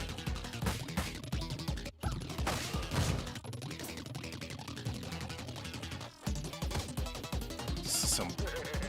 Alright, maybe because it's too late at night for me to be playing, I should be asleep. I mean, fuck. The question is, do I have enough life to beat the and enough skill to beat enough game to beat the game? I'm tired. All right, Kareem, fuck this. Do your best. It's just a game, fuckers.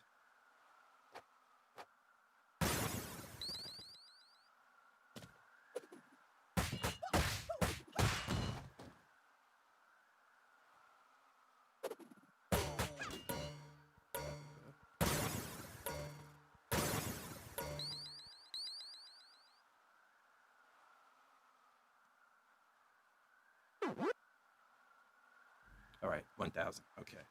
Come on. Oh my God. I hate this chick so much.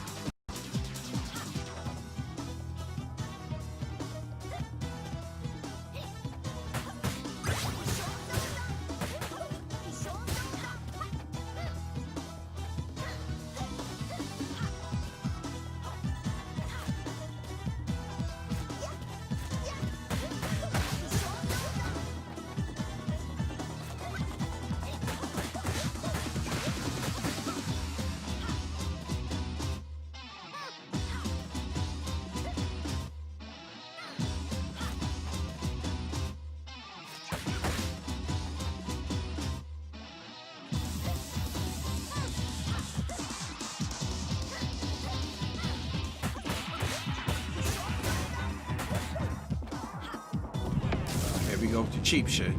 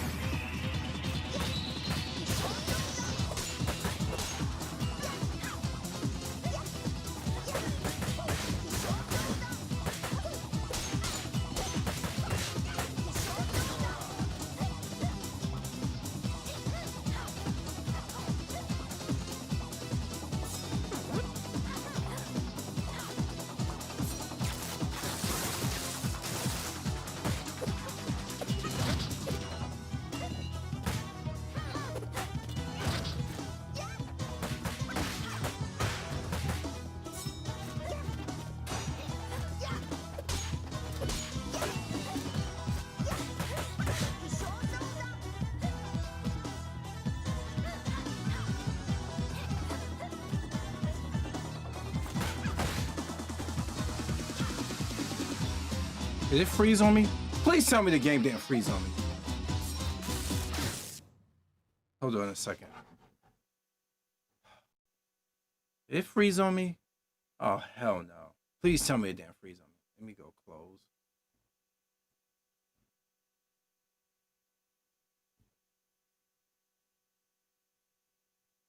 Oh, my God. I can't believe it fucking froze on me. Fuck. I was getting into a good rhythm, and the game was like, it was like, fuck you.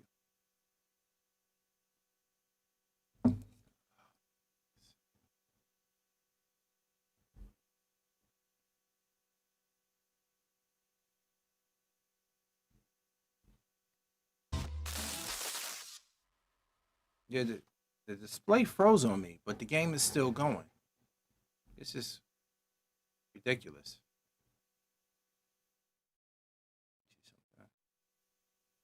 Yeah. Well, I tried, y'all. I tried. Now I'm back to what I was saying. Now let me get back to this. The game froze on me. Like, unbelievable. The game's still playing, but the screen won't move. That's the old base Xbox. That's why Cyberpunk runs the way it does. Anyway, y'all, good morning. What's going on? I am back to talking. Sorry, I had to get into the game, work a few stress bugs out. But, so it's 1:21 here. So over in the UK, it is, 6:21? Great start off the morning. Yeah, but I'm about to wrap this up a little bit. I am believe I went on to play. I just got into a good playing bit. I have excellent condition on my connection, which I'm shocked. Oh, again, I did switch the files. So I switched the files, which is much better than Xfinity. So my streams have been doing a lot better. My system just conked out on me. It's because the game is downloaded to the system.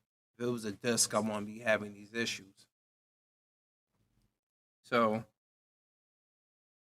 what's going on, antisocial socialite? It's been crazy. I've been like bugging because I'm listening to people like David Carroll, and I'm laughing because he's talking about the Hoteps are shocked over this whole thing with the Proud Boys and they black wives, and I'm not shocked.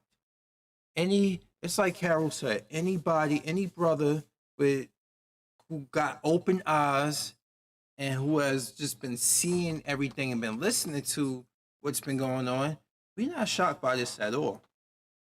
You know how many guys? It's like that. It's that George Wallace shit. Well, I can't be racist. My best friend here, my servant, and my best friend is racist.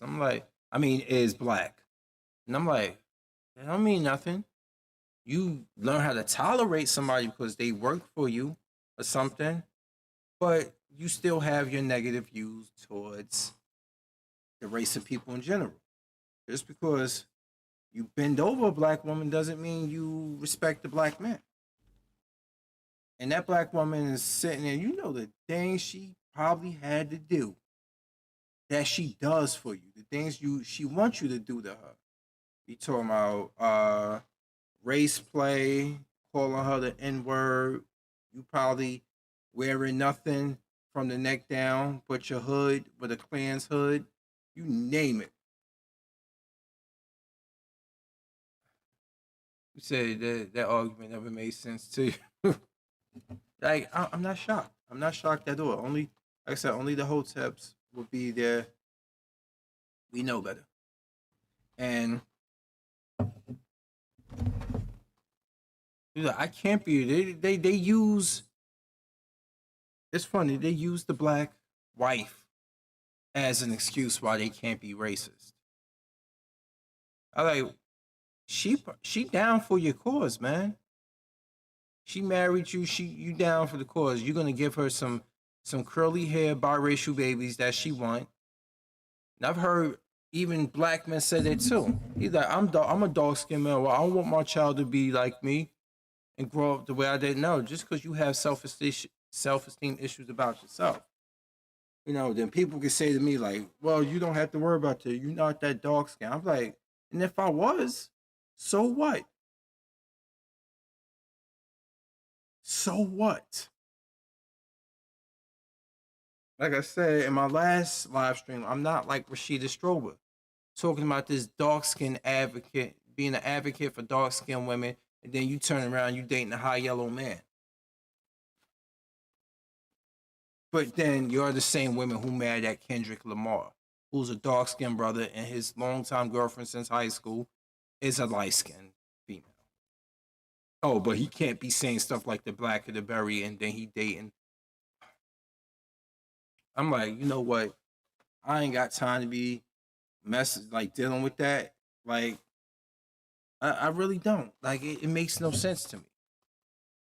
There's a lot of different shades of black people that have two black parents. Our friend Rashawn is hot yellow, and both his parents are.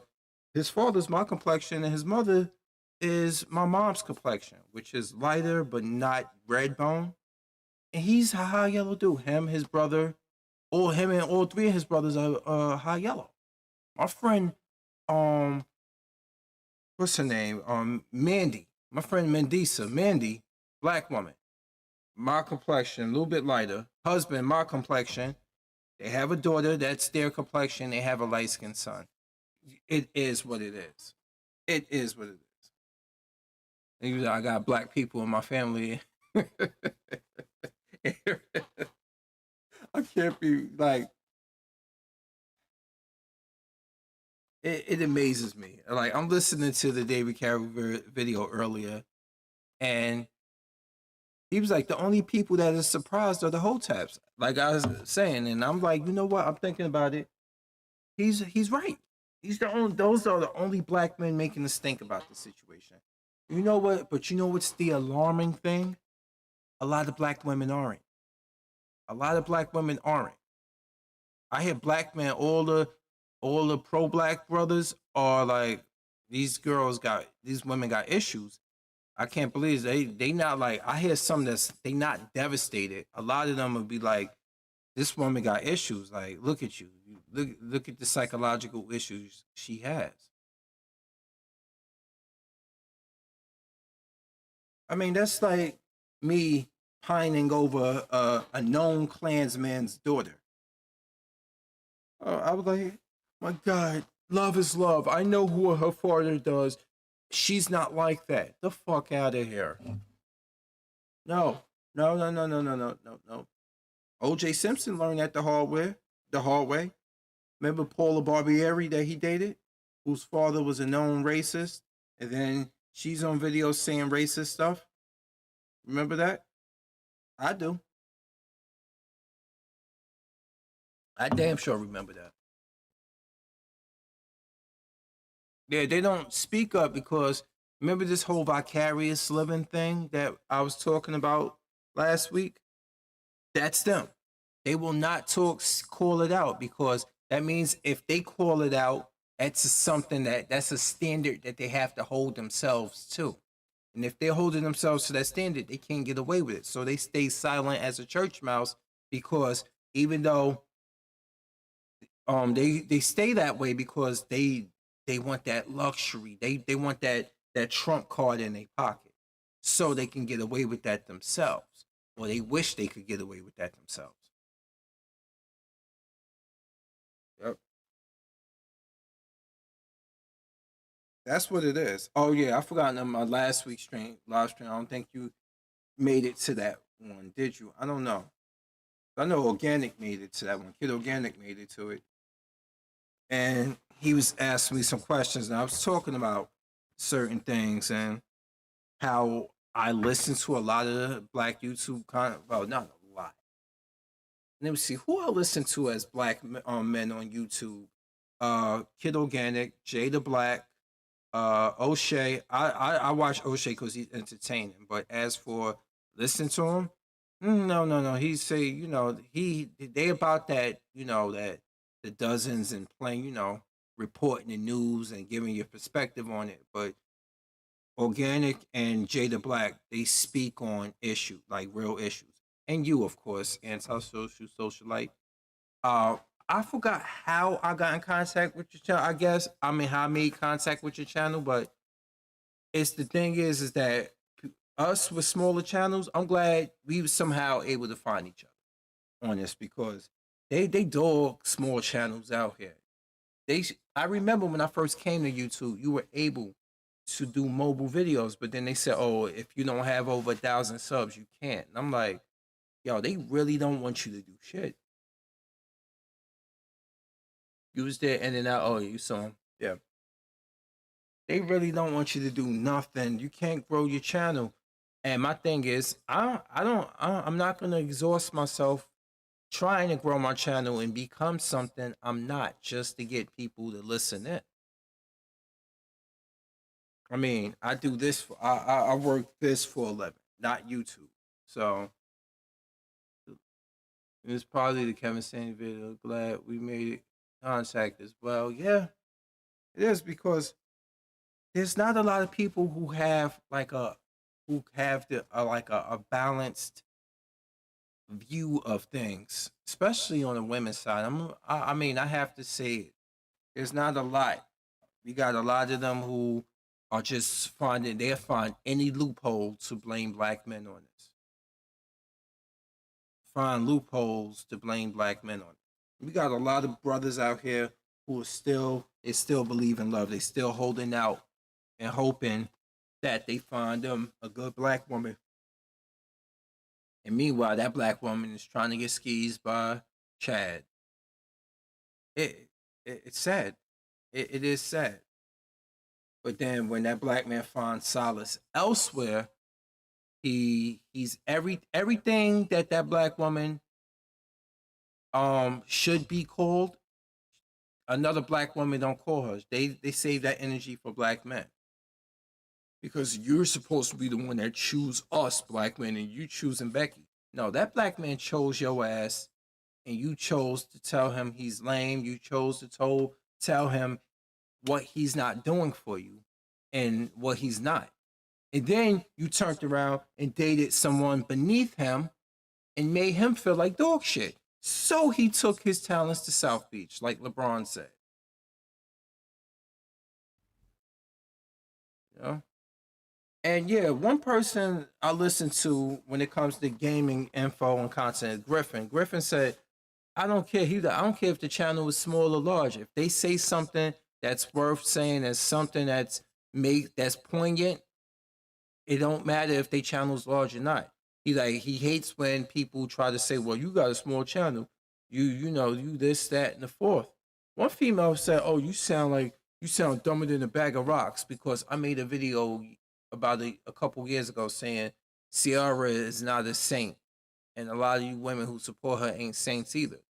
Because of the whole shit with her relationship history, how she was married. She's married to Russell Wilson, but for a period of time, she could not keep Future's name out her mouth. And we all know that's because Future is the man she still wants to be with. But Russell Wilson is the man that gives her stability in life because her music career is done, basically. I don't see her coming out with anything else at all. Now she knows she can just have Russell Wilson's children, and if anything ever happens, she can just be like, you know what, we're done. That's an option. I'm not saying she might really love this dude. I don't know.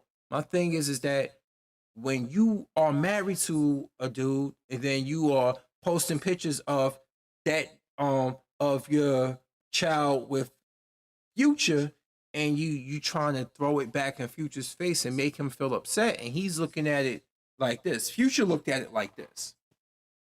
You think I'm mad about that picture? He's like, you mean my son got the opportunity to learn the game of football for one of the best to do it, and you think I'm gonna be upset about that? Oh, she didn't like that. You see that? That one. The female said I sound dumb. She said I sound dumb as a bag of rocks. I'm like, I know that's a catchphrase that people saying, that people like to say, but I forgot what I said. I forgot what my rebuttal to, because of course I blocked and deleted her because you're not gonna come trolling me on my channel about something. And I know that hurt dogs holler.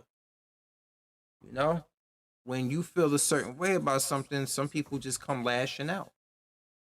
If you even put a title, you bait people with titles and they come in and they don't listen to the whole channel. Your first sentence can be, well, I just want to tell everybody that You know I named this video this, but actually I just said that to get you to listen. They'll look right at that title, go right to the comment section and say, fuck you, you a piece of shit, blah, blah, blah, blah, blah, blah, and blah, blah, blah, and keep it moving. Downvote. I'm like, I don't care. You can vote it down all you want, but that means you actually you actually paid attention to my video. Or did you? I don't know. But anyway, those clicks means the video actually made contact with you some way, or some shape or form.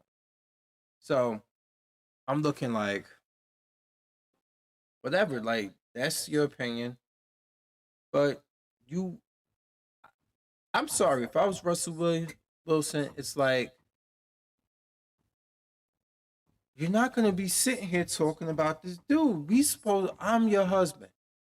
But you clearly ain't over this guy. I don't wanna hear that shit. You gotta, like, and that's one of the things I was talking about in the video. I'm like, there's rules to this shit when you marry. I'm not even a married man, but I swear, if my wife was talking about some dude constantly, like a dog or something like that, I'd be looking at her like, I'm saying, like, you want to annul the marriage? It's only been a couple of weeks. You can go right now. We can get this figured out. I don't want to hear this shit. I don't.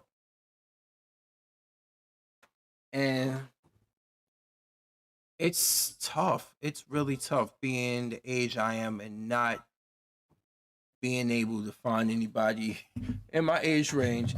It's pretty much next to impossible. Socialite. It's next to impossible that I'm gonna find a female who don't have children. It's just, it is what I'm 40. I'll be 43 in 8 months. And it's next to impossible to find somebody who don't have children. And a lot of them, they aren't. I have to say it. The majority of them aren't divorcees. I can understand you got divorced or you got widowed, okay? And the circumstances of the divorce matter a lot too. You said that's what 20-something-year-olds are for. I know you're talking about the age gap. And what you're talking about in your video, how it's found that when men do it, they're creepy, they're this, that. They trying to call them a pedophile. But when women do it, they getting praised for it. Like I said in your video, in your comment section, in your live stream, Madonna is 62 fucking years old. And she's dating people who can be her damn grandson. And nobody bats an eye. Why? Because women wish to do that. They got women wish to be cougars and stuff. But in the real world where you don't have money to buy young boys and girls, you got to deal with what you can get.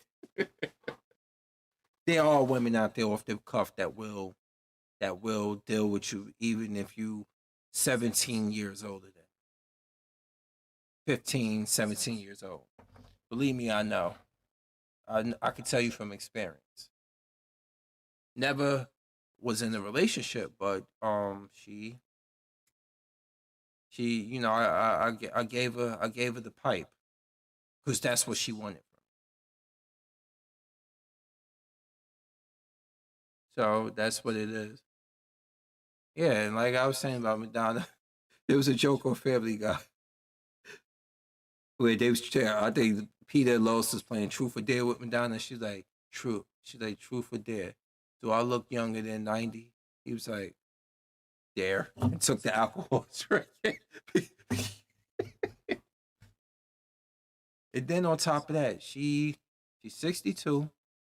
And Guy Ritchie said it was like cuddling Grizzle because she was so she was so muscular when they were married, and I was like, yikes.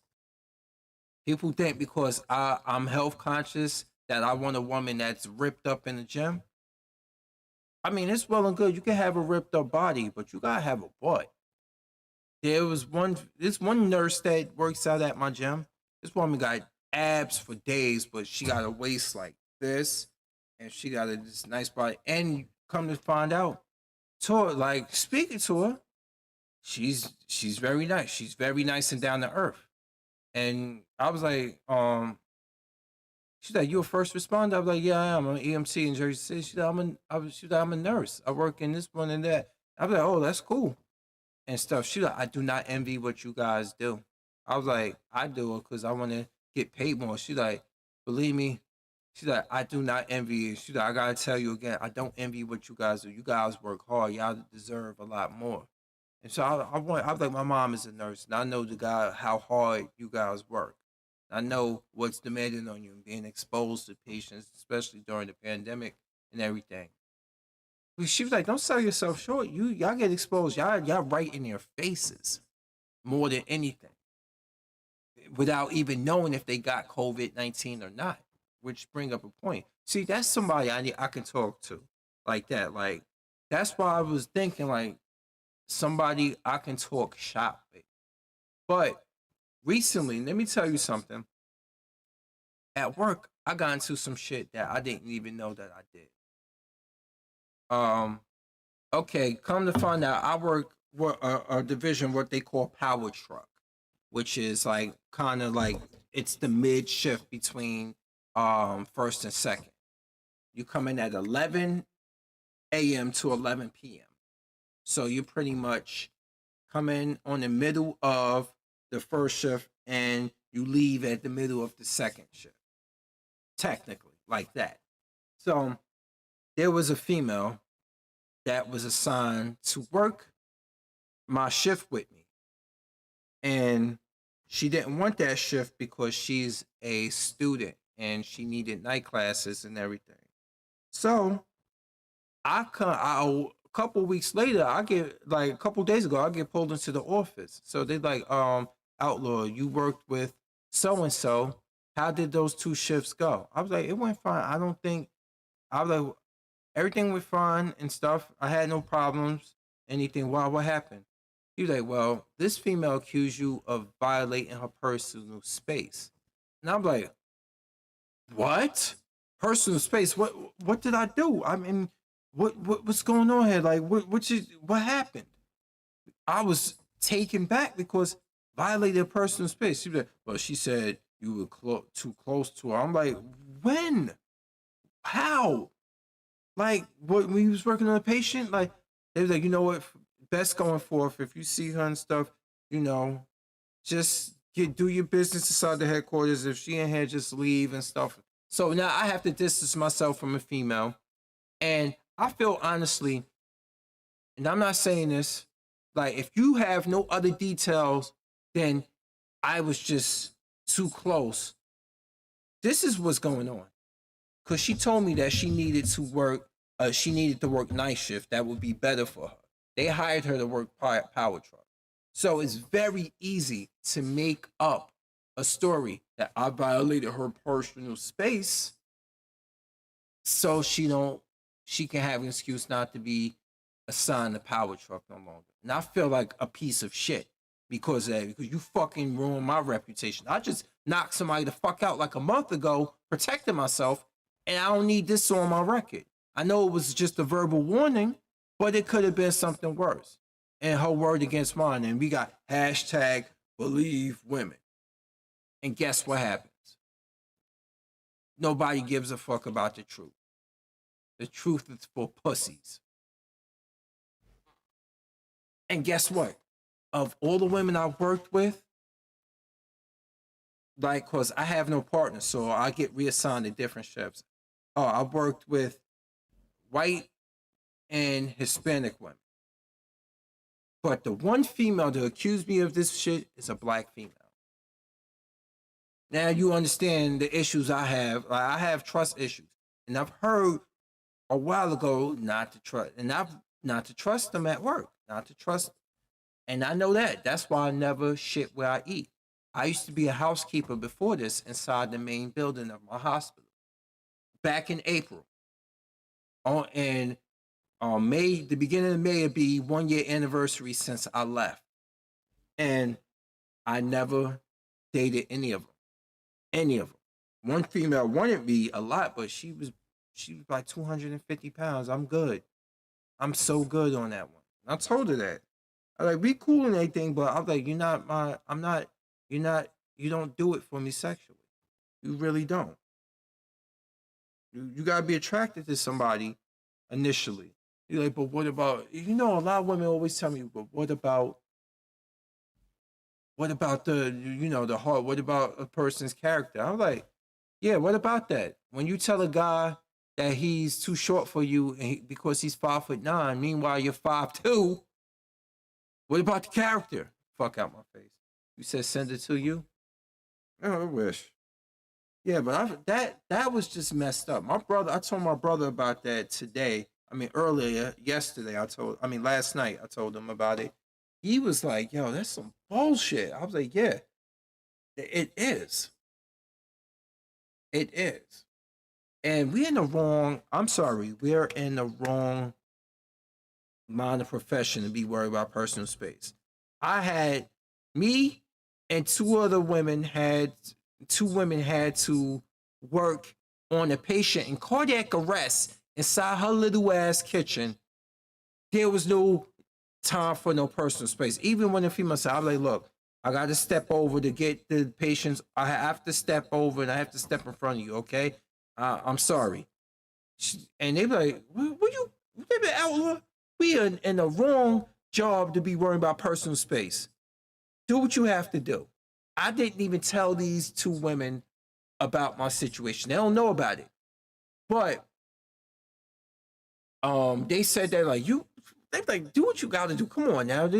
Because the patient's more important. And you said women always complain like a black woman complaining saying that they want you to do something good for them. When you're not doing that, still that's black American women, man. That is. One day my sister told me something, and that shit broke my fucking heart. She told me this is the way it goes. You, Kareem, you can't, it ain't, you gotta do something good for a woman, and then they'll do something good for you. What? What? So you telling me she's not interested, she don't return fire unless I do something for her. And it's got to be to her liking. So I guess she really don't have genuine feelings for me, do you? I bought those feelings. I bought those through my my wallet and stuff, and simping and kissing her ass. I earned her love. That's bullshit. And we're in the ambulance for most of that 12 hours, sitting there waiting for a call to come in. We're 2 feet away from one another. Personal space. Personal space. Now, I'm still wondering, if there was anything I did that I didn't know, why is there no details about it so I can adjust and know better from that? So no, they just say she just said you were just too close at one point. I'm like, what? What?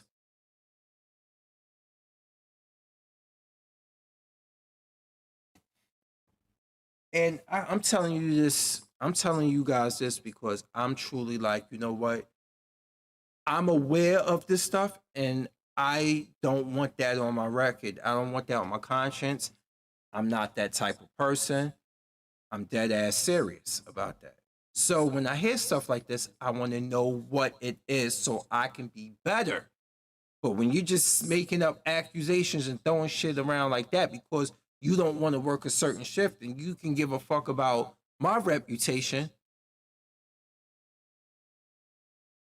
only a black woman would say that. There's a lot of times where I worked with a lot. It's crazy, man. It's crazy. It's unbelievable. Unbelievable. Yeah, they put that hot knife in your back. That hot knife in your back. So they just want to continue to follow behind how other groups of people saying things about you with other people. And you used to working at school job. Yeah, Let them do. I mean, I've been there. I've been in that EMS position for. I can tell you. How long has it been? It's been since May. I'm still. I'm still an outsider. I'm still an outsider. It's like a goddamn fraternity there. It is. And my thing is, I'm not in the business to be earning anybody's approval. Okay, I'm here to do a job. I am. I'm here to do a job, and I'm here to be better and get better at my job. Now, Thursday, I had a cardiac arrest patient, and I really hope she pulls through. And yes, you're right. No one can betray me like my own. You're right.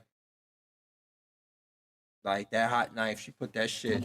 Like I, my thing is that I'm not devastated that it was a black woman that did it. It's what what did I do? I care more about that, so I can be better at that for anybody else. This doesn't surprise me, y'all. It doesn't. It doesn't. I've heeded warning from a lot of people that I listen to on YouTube about black people in the workplace. I've heeded a lot of warning about that, especially black women, especially when they want what they want and they can give a damn about you. They see black women in the workforce see black men as an enemy. They really do. Oh, and don't. Oh man, do not let your bosses be non-black because man, listen. That kissing that chat ass, man. Kissing that chat ass is what a lot of them live to do. But it just bothered me that you gave no specific detail. I don't, and they waited a week to talk to me about this. So if there's any constellation prize, they waited a week to talk to me about this, and then I guess I didn't know why she was acting so funky all of a sudden. You know, I didn't know that. Why I was, So I spoke to her because I always call her Miss by her last name. I was like, "Hello, Miss So and So," and she didn't respond. So she walked out, and then she walked. Then I said it again, like maybe she didn't hear me the first time. Like when she came back in from inspecting her truck. So me and my partner of that day left, and I get called back to the office, and they was like, "We need Outlaw. We need to talk to you." So I was like, so they asked me that. When did you worked with you worked with the young lady couple like a week and some change ago. How did those two shifts go? I was like, it went fine. I had no problem at all. I didn't. What's going on? Why? What happened? What happened? Because I already knew. They pulled me into the office to talk to me. Something happened. Oh, she said that you violated her personal space, and I'm like, okay, bullshit. So when I got back out, I was walked out. I was just like, yo, what the fuck? And I was talking to my current partner, this German dude. Well, he American, but he's a German descent. He was like, he like, wait a minute, what? I was like, yeah. He was like, yeah, wasn't she supposed to be working the power truck with you? I was like, yeah. And she mentioned something about not going to school to me and not wanting to work the shift because she needed overnight hours to fit in with school. He's like, Outlaw, I'm gonna say this, and it makes sense. This is a white guy saying this to me, and this makes sense. Think about this, man. It's easy for her to make up something like this so she don't have to work the power truck, to get off a power truck, by making you out to look like you're something you're not. And this is a white man telling me that. And I'm like, that shit make fucking sense. And I'm sticking with it. I'm sticking with it and stuff. Unless you can, if I call a meeting between my supervisor, my tour chief, myself, and this woman, and she don't tell me exactly what did I do and when did it happen, I'm calling shenanigans on this one. What do you guys think? I'm calling shenanigans on this one.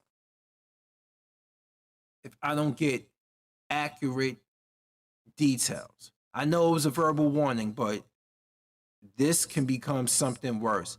And this word can get around to other people, and then other women can start accusing me of this shit at work, and I can be fucked out of my job. And I don't need this to happen. I don't, or because you possibly wanted to work elsewhere and not work with me. All that.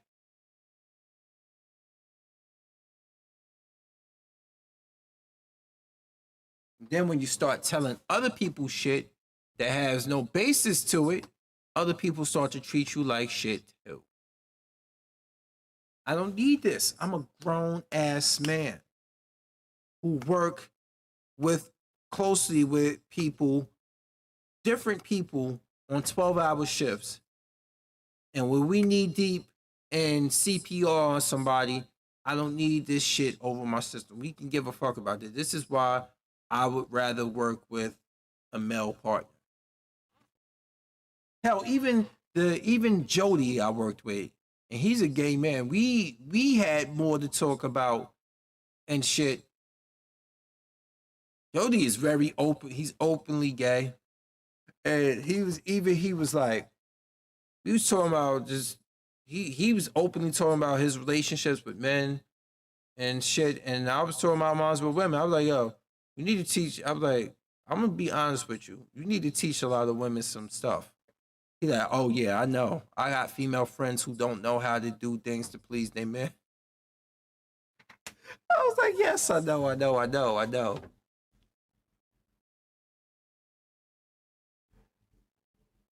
Exactly. Said verbal warning, that's not point. Your reputation's at stake.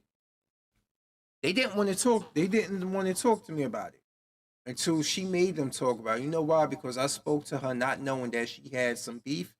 I spoke to her and said hello, not knowing that she did not that she was angry at me over something.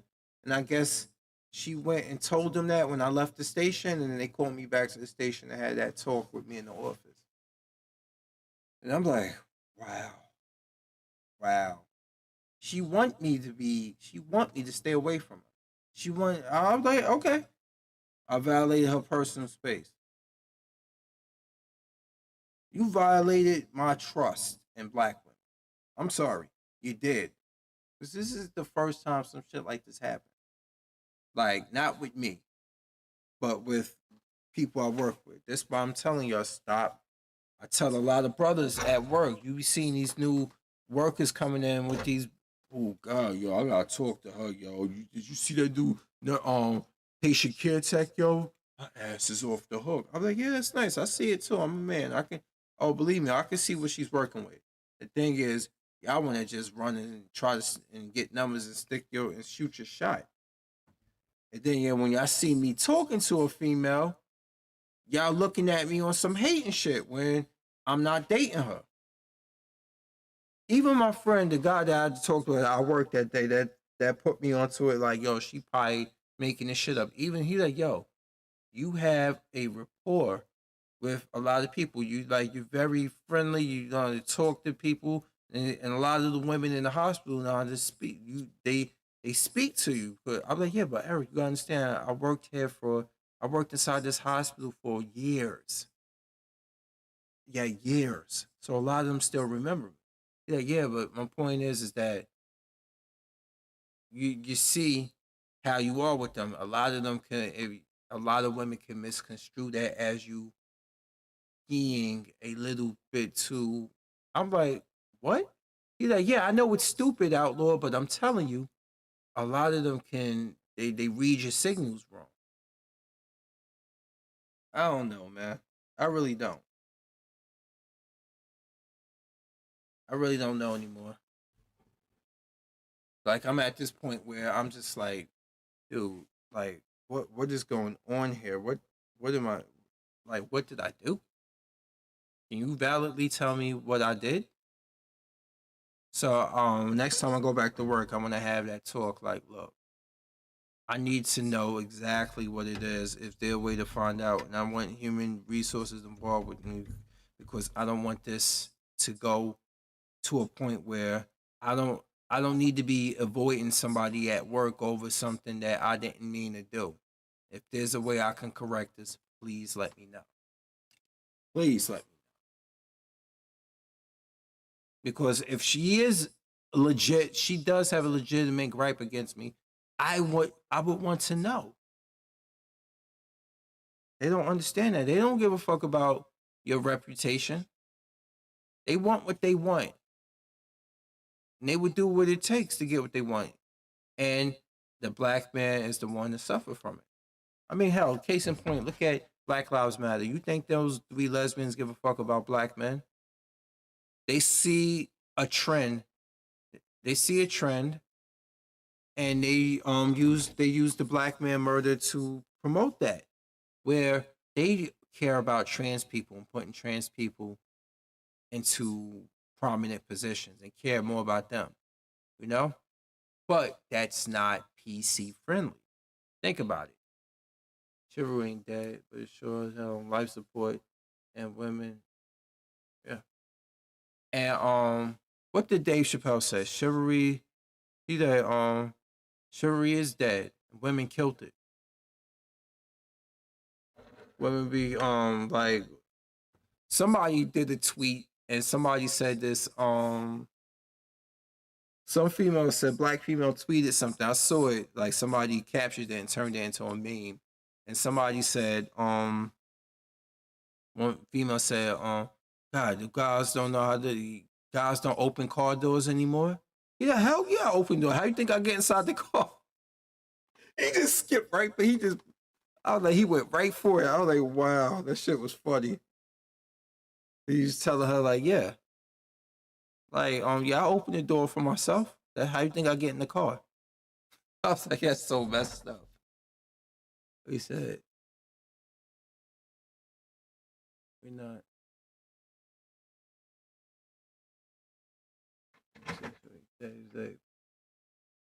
We're not good long term thinkers. There, I said it. Explain yourself. What you mean, not good long term thinkers? You always said that women are the victims of their own bad decision making. Something that I looked at and I've known for a long time, but to actually hear a young woman of agency say it is still shocking to me. It really is shocking to me. And mean it. And be unwavering in how they feel. Because I hear a lot of women my age complaining and talking about how much they complain about men, then they talk about how much they love themselves. And I'm like, a lot of you y'all going through it right now. A lot of you don't understand that you're bringing this on yourselves. There's men out here who are attracted to you, but you don't care about them because you still worried about your baby father. You tried over and over again, and that relationship never went nowhere, but you don't know how to start all over again. You don't know how to revise your strategy. You don't know how to realize how he ain't good for you. But you love his ass. You love guys like him. You can't see yourself with nobody else. And this is why nobody can see themselves with you. But they don't want to learn that. And then they got the nerve to turn around and tell me my expectation for a woman not being obese is asking for way too much. I'm like, only in Black America. Because guess what? Black women are the face of obesity in America. They are. That's why I talk about it all the time. That shit bothers the fuck out of me that a lot of them don't want to do anything about that. They don't. Yeah, we live in the moment. Yeah, exactly. You're right about that. You're right. they're not ready for the repercussions. When the repercussions hit them, they want to cry victim. They want to cry victim when the repercussions come. Oh man, see, this is the thing. Why nobody do this and stuff? And I'm like, look, look. I'm like, this is not what it's all about. You have to stand up and you gotta pick yourselves up by the bootstraps and you gotta be like, you know what? I did this. I fucked up. Now I gotta own up to this. And nobody's telling these females that it's all their fault. But you gotta take some of this, you gotta take this heat. A lot of them don't understand that. They don't know how to take heat. They don't want to take heat. Accountability, the repercussions, none of that. They don't, that shit is like, I don't know who got them like this. I blame a lot of black men. I really do. It ain't just black women's fault when it comes to that. I blame a lot of black men for not putting their foot down. A lot of them never put their foot down. I'm gonna just take it off my boot. A lot of them never put their foot down. And now, generation after generation of simps and guys who are guided by their penis. Plain and simple. You gotta understand, young blood, it is what it is, man. You know, women are the way they are because, you know, this. I'm like, y'all, why are you always blaming it on? We got a lot of black men who blame shit on how black women are on other black men, but they don't hold themselves accountable for the way black women is. You just told me it is what it is, young blood. It is what it is, young blood. You told me that. But you're not holding yourself accountable. And then me from a generation after you looking at you like, nigga. Did you just blame it on other people in your generation but you? But yourself? You know, your girl walking around built like an Abrams tank, but it is what it is. And you trying to deter me for not wanting to get black women to be on their fitness? I'm saying, and you know what a lot of brothers say to me? They the big ones, they need love too. I'm like, yeah, everybody needs love. Skinny motherfucker need love over there. That dude that's 5'7" and $140, he need love too. He do. But you're busy telling him he's too short. But nobody can tell you that you're too large. I don't know anymore. I really don't. It's. I wish I could find that picture for y'all. I wish I can. Let me see. Let me see if I can find this picture for you. Give me 1 second.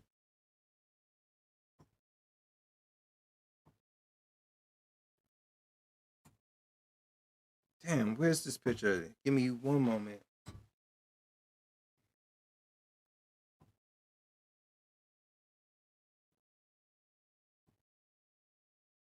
Give me 1 second.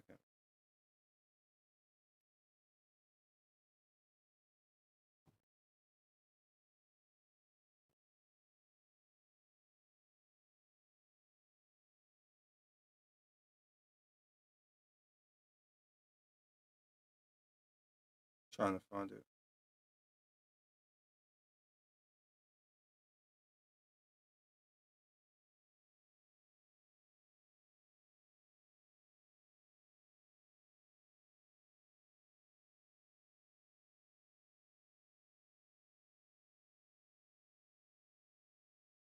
This is what I'm talking about. I couldn't find the picture of the boyfriend, but just look at this. Just look. I'm less of a man. I'm being told that I ain't shit because I don't find this attractive. That's Lizzo, y'all. That's dense. Like somebody beat her in the ass with a bag of nickels. Okay? You get what I'm talking about? And then on top of that, look at this. No. Look at this. She put this out of herself, and she's the type of person, she's very obnoxious, thinking if the more she exposes herself, the more we become accustomed and normalized to her appearance, and we stop telling her that she is overweight. She's one of those people. That's what I'm talking about now. Imagine, and no guy can do something like that. Imagine I walked around and I had a erect micro. You know, Sean C said the same thing. This dude I listen to, he brings up a valid point. Sean C said this. He was like, "How you have?" He's like, "What if what if a guy had a micro penis? I mean, like erect. It was only like 3 inches. He walked around with pants tight enough, and he's erect, so you can see just what he's working with. No, it don't. It wouldn't have the same type of reception."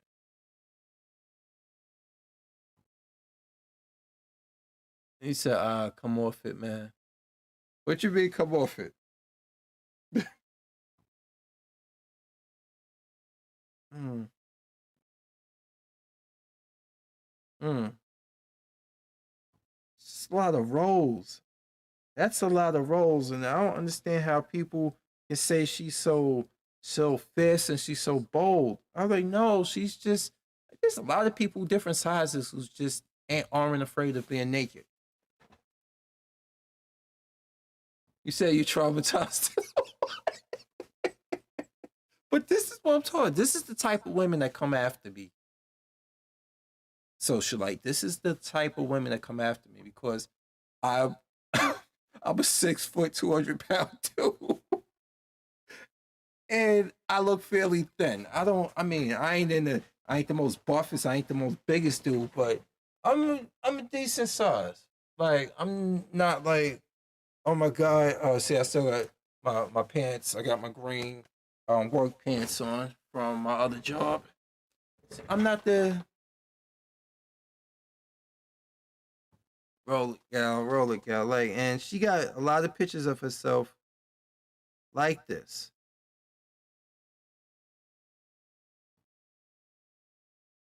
See, everybody knows. See, the thing I like about Gabourey Sidibe, she knows she big, and guess what? She can't even keep her fiance to herself because now that he put a ring on it, there's guys in her DM. I mean, there's females in his DM, black females in his DMs trying to get at him. I thought he was kind of moist, but hey, love is love, I guess.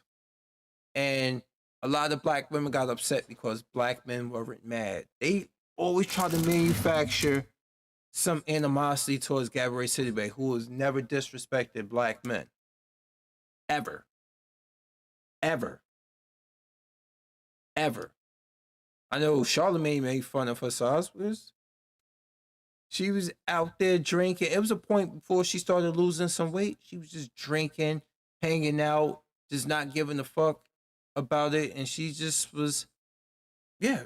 So he did a donkey today. He was saying, I'm in the club one day and I'm drunk, sitting, I'm getting drunk, and somebody I'm at the bar and somebody pointing over to, yo, Precious over there. He like, so I look over there and I'm drunk and I can't see her.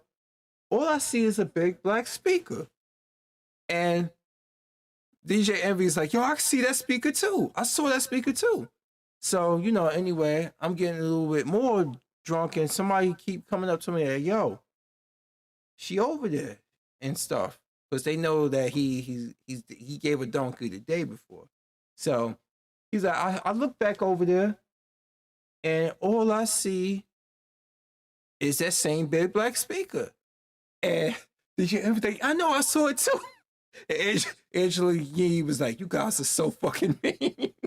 So he's like, then next thing you know, I must be wasted because that speaker done turned to a couch. And that couch had legs and arms. He's like, ladies and gentlemen, that couch / speaker was Gabourey Sidibe. He was like, Lou Duval come over to him. His friend Lou Duval, who's a comedian. He was like, Lou Duval come over to me like, yo, somebody gotta get her some help before she die. And she started losing weight. Like, she did lose weight. The thing is, black men don't care. If we wasn't checking for her, why do we care who she married? Because it's a white dude.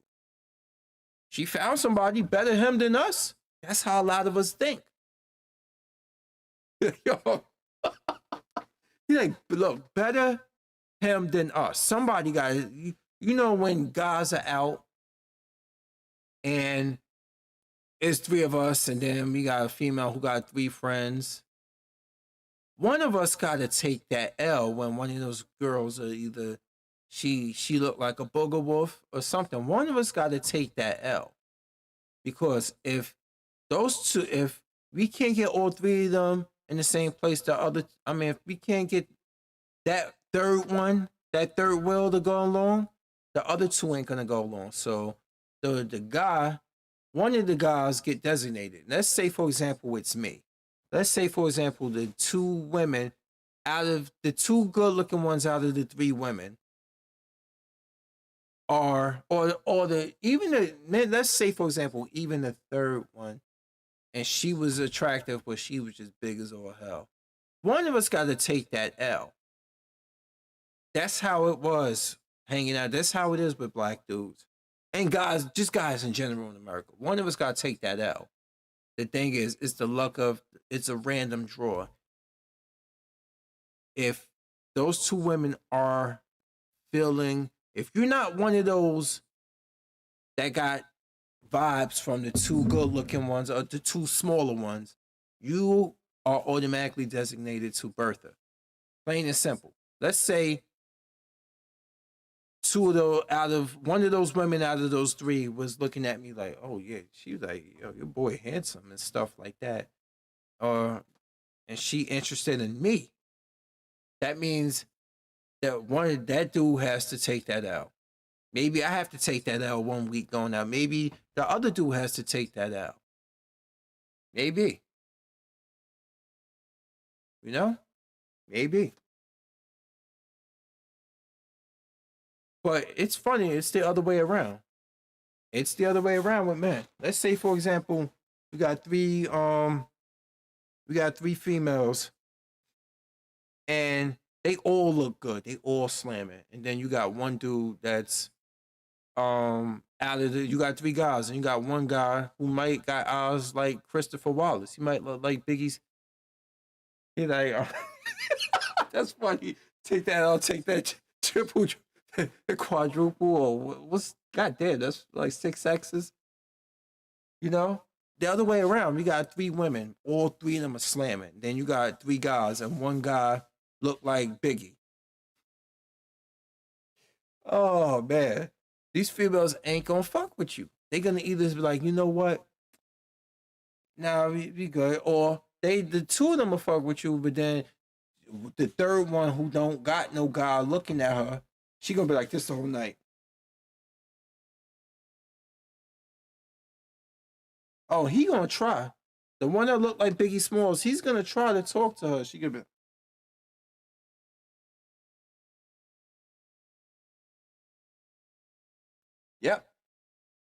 yep. The other way around, you see guys are willing to take that L for their boys when it comes to dating chicks. Well, that's how it used to be. Today, it's more cutthroat. Got a lot of hoe ass niggas out here who are emotional, and they be crying and shit. They be on some Drake shit. I'm crying so hard. They be on that shit where they don't get chosen by a pretty girl. Start getting drunk. They probably be calling up their ex-girlfriend on some Marvin's Room shit. Yo, that song, I'm sorry, yo. That Marvin's Room song, that's some bullshit. You heard that song, right? I swear, you let me be in a relationship with a female, and her nigga call her ex-boyfriend call her up drunk saying fuck that nigga that you like and stuff. And people actually like that song. That song was a hit song. Marvin's Room. I was like, Nick, Call my girl up on some shit. Yo, I'm like, yo, dude. Yo, why the fuck you calling my girl? I don't give a fuck. That's my girl. Why are you calling my girl? Like, seriously, bro? Where are you at right now? Where you at right now? Yeah, that's simp music. But then again, this the same guy who is known for dating females of unsavory backgrounds. I mean, he cleaned up. Pusha T is right. He cleaned up Sophie Purcell. I know he has a kid by her, but he was hiding that kid for a long time. He was gonna actually use the kid to promote his new Adidas line and premiere his son to sell his Adidas line. And when Pusha T got word of that, Pusha T made that's why he said what he said in that diss song to him, a story of Adidon. You like you want to name drop my fiance? Let them know who you chose as your Beyonce. Sophie Knows Better. That was the name of her, I think her Twitter name or used to be her Instagram name. Yeah, Sophie Knows Better is your baby mother. Cleaned her up for IG, but the stench is on her. A baby's involved. It's deeper than rap. I was like, I'm talking character. Let me keep with the facts. You are hiding a child. Let that boy come home. Deadbeat motherfucker playing border patrol. He's like, Adonis is your son, and he deserves more than an Adidas press run. That's real. Because Pusha T, somebody told, it got back to Pusha T that Drake was going to do that, was going to premiere his son to the world using the sell an Adidas line. Wow. That is truly Jewish. Wow. And then he did blackface? I don't care if you biracial or not. You did blackface, bro. The black side of you should be more sensitive to that bullshit. You did blackface. Blackface.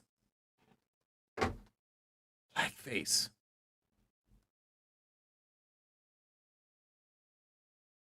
And Pusha T did, and funny, when Pusha T, when Story of Added On premiered, that was the when he pushed that out to World Star Hip Hop, because he didn't put that on his album.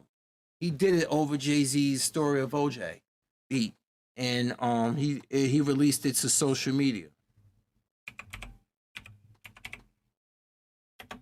And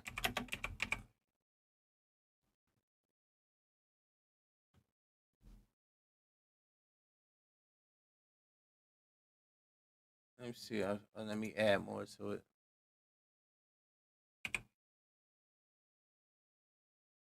Let me see. Let me spell the whole thing out. See? Look at that. Look at that. Look at that. He said this was something that he did, when he was still acting to channel the plight of the black actors and stuff. Like, I'm like, miss me with that nonsense. Look at this. And that was him. That's not doctored. That is not doctored, y'all. It is not doctored. That is not.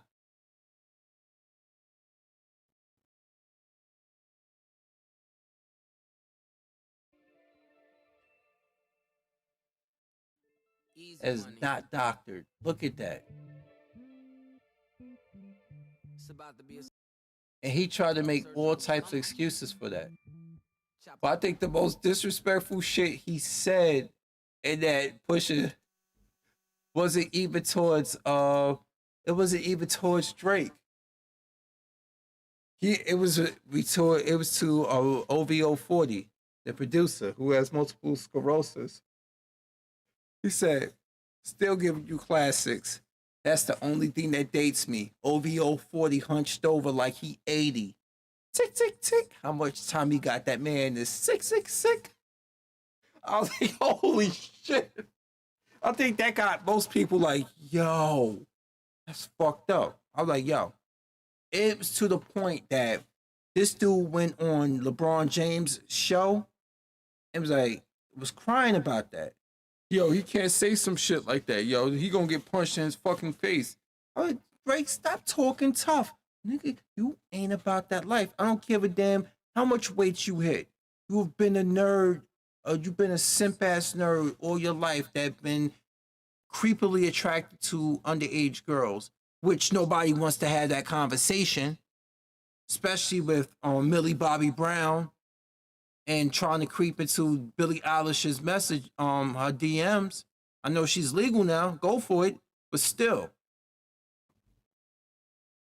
nobody wants to have that conversation. So you on the LeBron James thing talking about, crying about that. And you're like, well, I don't think he destroyed me lyrically. He just said some things and stuff like that. Like, dude, you can't take a L, bro. If you were a rapper in an earlier era, you would have got ate the fuck up. Just because now today we got a bunch of sheep as fan base. They think because you make money that makes you a better artist. No, that makes you a more marketable artist. Pusha ate you, bro. Take that L. Take it. Take it. A lot of them don't see it like that. They don't. Like, it's all about who they like. They don't listen to the music no more. And he ain't even a rapper to me, socialite. He is he is a culture vulture. He's an opportunist. How so? You want me to respect you as an artist? You said in the interview you want to be respected as a black man. First off, you don't talk about black issues. You talk about you all the time and all the crying you do. You don't give a damn about issues that affect black people. You don't. You sing terribly. You steal different cultures of music. And you want to do drill? You want to rap like you want to rap and shit like you doing drill music? Like they doing over the UK? You want to do that? And then you want to do Afro beat? And then you speaking with one song you speaking with a phony Jamaican accent. Anthony Fantano said it himself. He like, the dude sound as Jamaican as a box of Kraft macaroni and cheese. He says Jamaican as a box of Kraft dinner. Of Kraft dinner. Yeah, he said you Jamaican, and that's a Canadian thing, Kraft dinner. He said he sounds Jamaican as that. So you're doing the one dance song. And I'm like, bro. I know I'm saying one song he wanna do drill, and then he wanna do Afrobeat. I know they different. He wanna do drill. He wanna rap like he from drill. He wanna rap like he from Houston. He wanna rap like he wanna do Afrobeat, which is over in the UK. That's what I meant to say. Afrobeat. He wanna do that. He wanna do stuff in the Caribbean like this song Hotline Bling. He got that from I forgot to do name the song about the cha-cha song. I forgot the name of it. Same beat and everything. You did not bring awareness to any of them. You just totally stole the sound.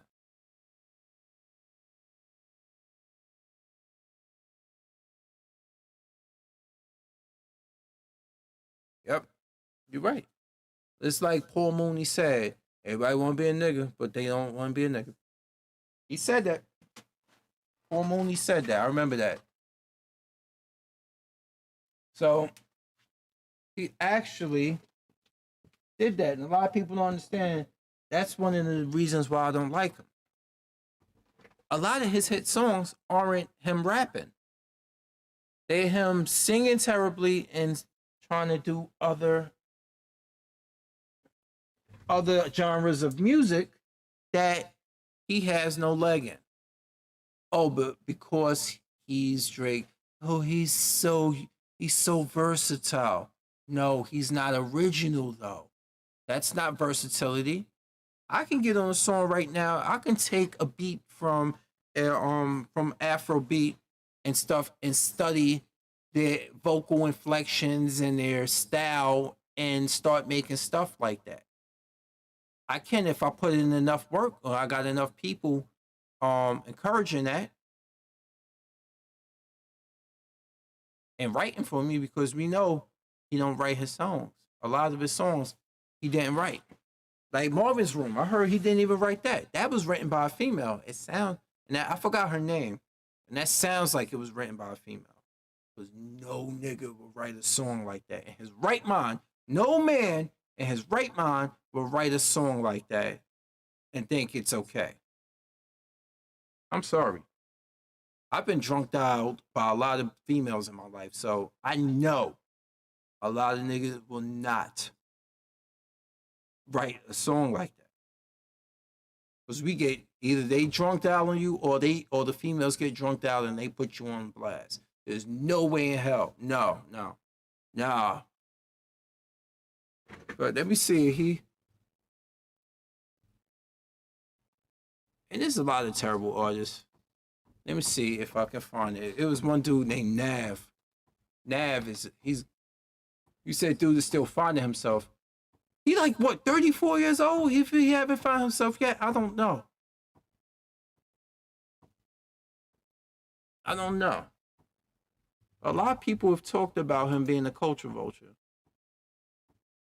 A lot of people know that. I think his 15 minutes is up anyway.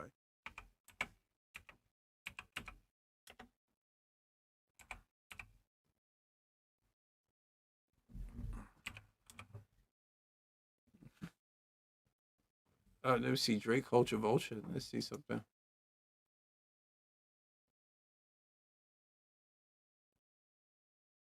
People talked about it.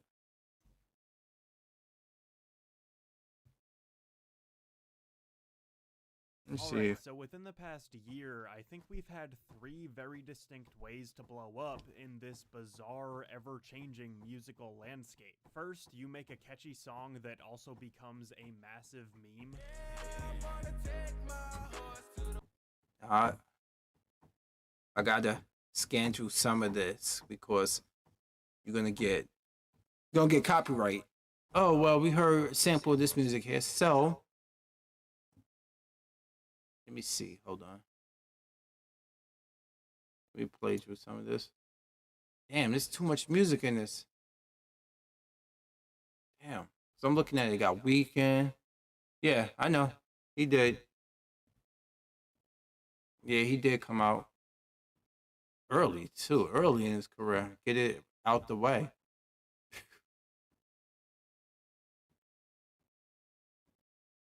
I'm trying to find a good point to come into.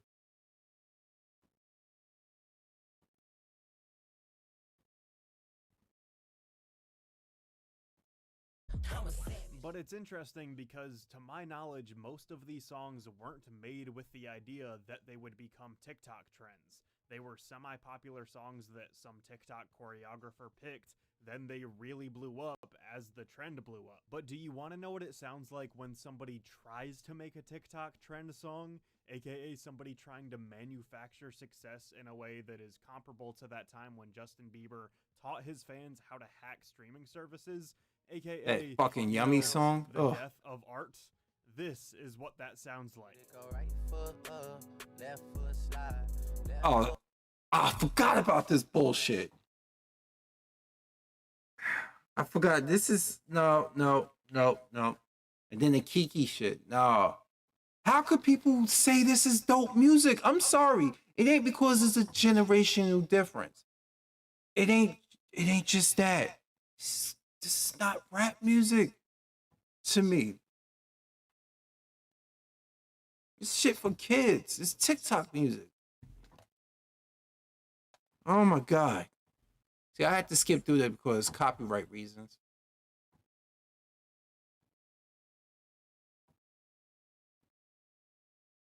Time that Drake really cared about music.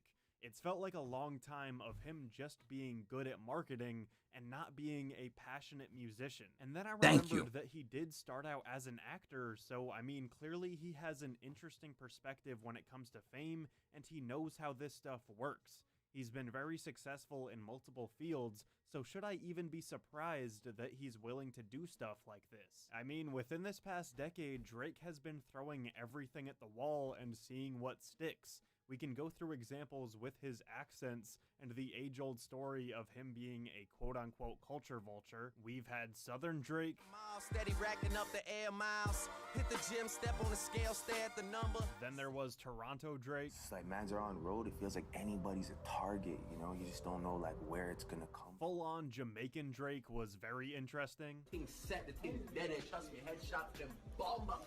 United Kingdom This nigga. Oh.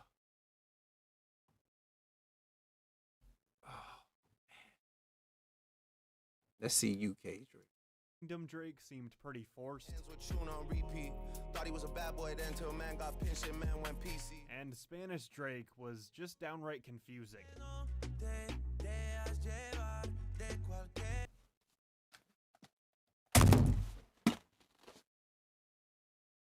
See, this is what I'm talking about, y'all.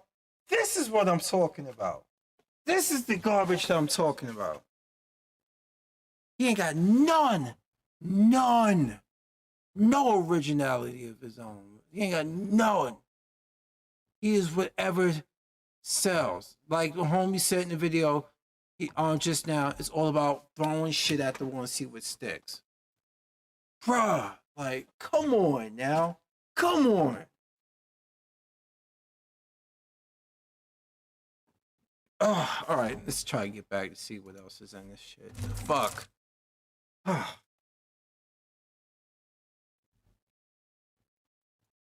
go to interact.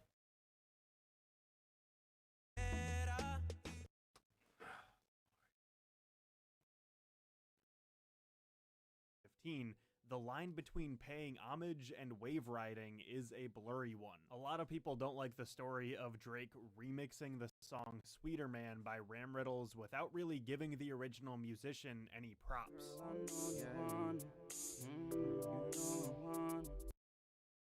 Let's see, he did the version.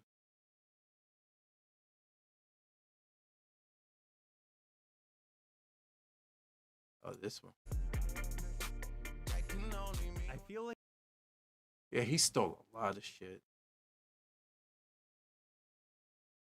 Got a buddy named Young JB, and now you know the deal. We get freaky in the studio late night.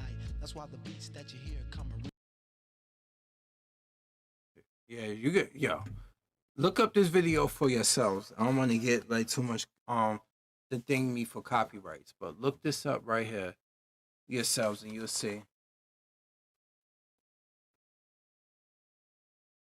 Like, I mean, drill, Afrobeat, you name it. He done stole it. And I'm like,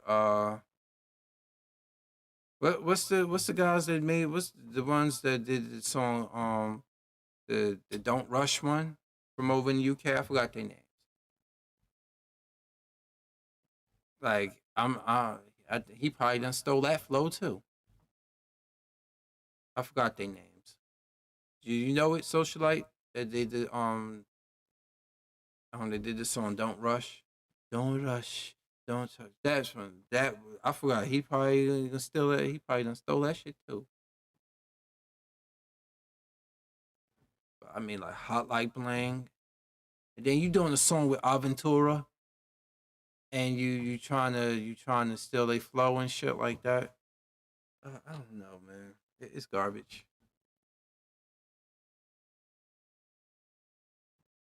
But looking at Fantano make fun of Drake is some funny shit though. Let me see, I'll put it in. Young T and Bugsy. Okay.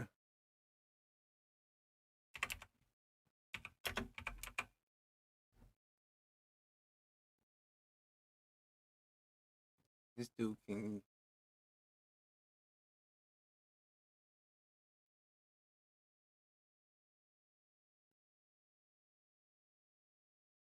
the face to everybody who falls underneath him right now. Of course, on this album, even though he is about as Jamaican as a box of Kraft dinner, Drake continues to Told deliver you. that, dance hall sound, this boring whitewash Toronto dance hall that doesn't really sound much at all like real regular dance hall. For every one worthwhile song or single he makes, he also produces an awful one and a forgettable one. Bars like "My Mount Rushmore is me with 4 different expressions," which is so hilariously egotistical, it makes Kanye West seem well-adjusted. Drake sounds totally dorky on this track, talking about tings. I don't know why our Canadian child actor turned rapper millionaire has decided to give us a little bit of fake patois, but without question, Push's response here is one of the coldest and most destructive diss tracks ever. It put Drake in a total checkmate, and his only response to the whole thing was a little Instagram story post where he essentially explained the front cover image of the single, and that's it. The whole beef just disappeared from there. Who let Drake rap like he's from the UK? More Life is awful. More Life is terrible. Just so many effortless songs. So I would just put Marvin's Rooms here and there, and let as Jamaican as a box of Kraft dinner that on this record, because if Drake's career at this very moment in time is defined by anything, it's inconsistency. Drake at number 23 is disgusting. It's really like a spit in the face to everybody who falls underneath him right now. Of course, on this album, even though he is about as Jamaican as a box of Kraft dinner, Drake continues to deliver that, dance hall sound, this boring whitewash Toronto dance hall that doesn't really sound much at all like real regular dance hall. For every one worthwhile song or single he makes, he also produces an awful one and a forgettable one. Bars like "My Mount Rushmore is me with 4 different expressions," which is so hilariously egotistical, it makes Kanye West seem well-adjusted. Drake sounds totally dorky on this track, talking about tings. I don't know why our Canadian child actor turned rapper millionaire has decided to do a little bit of fake He's going patois, in. but without question, Push's response here is one of the coldest and most destructive diss tracks ever. It put Drake in a total checkmate, and his only response to the whole thing was a little Instagram story post where he essentially explained the front cover image of the single, and that's it. The whole beef just disappeared from there. Who let Drake rap like he's from the UK? More Life is awful. More Life is terrible. Just so many effortless, pointless, we never needed to hear this songs. So I would just put More Life in the F category. It's terrible. It's garbage. Anybody going at a rapper whose response was as trash as Meek's was, instant W. Instant W. It was made easy for Drake.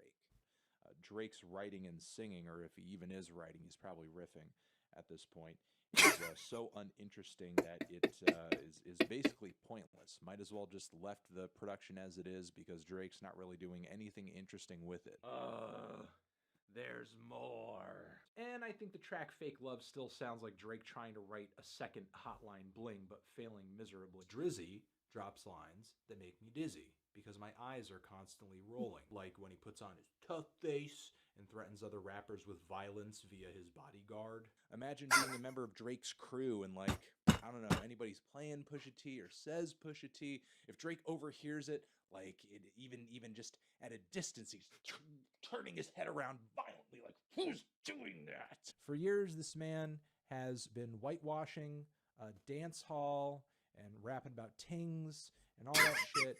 And now the dude is like, man this, man that, man the other thing. And he's like, I don't know, like, try to be a super mellow, soft, lotiony, smooth drill rapper. Please, what the fuck? Like, why are we allowing this to happen? He can't keep getting away. Why do you need to do the accent? Why do you need to do the accent? You are not from the fucking UK. Just like it was silly as shit when you were doing your fake patois thing for project after project for song after song. This is sillier. You have even less of a connection to this than you did to that, despite the fact that people are making so many excuses for you, falling over themselves to be like, yeah, like, why not? There's like Jamaicans in Toronto. Why can't he do a fake patois? I think Drake could have most definitely avoided being in that awkward situation if he did not play around acting like he was about it. But he's fucking not. He's a pop star who raps. I would any day listen to those push tracks and anything off Daytona over Scorpion, over your new comp, over frickin' More Life. He's kind of putting, you know, a little bit of that English twang on some of his vowels, on his bars here, and then he mixes that with his fake patois, and then it's just an unholy matrimony of horror. Boring, drab, gentrified. Drake absolutely ruins the track. Tries to do a drill thing once again with pretty much the same flow he used when he tried to do a drill thing last time. Same terrible accent, same cringy, I'm going to appropriate from this music scene that I have no connection to lingo. It's just really awful and cringe and terrible. And again, the Drake just wrecks it.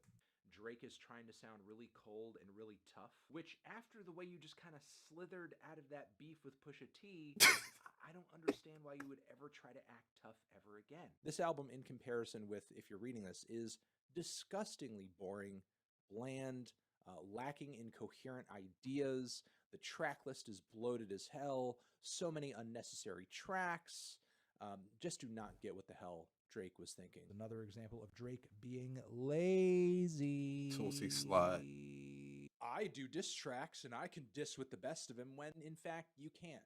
Because when somebody says something that's a bit too mean or a bit too personal or exposes some information that people didn't have access to yet publicly, you flake, you fold. Like the amount of legitimately interesting He did it. song He folded against Common. This album were already very few and far between to begin with, and now it's like he's starving people that have made it this far into the album even more. The funny thing about this song is that even though my phone is nowhere near me, I still feel like I'm just flipping through Instagram when listening to it. I'm just on Twitter right now. Maybe your clueless fans that don't really listen to much hip-hop outside. Yeah, he did look like Where's Waldo. You're the GOAT.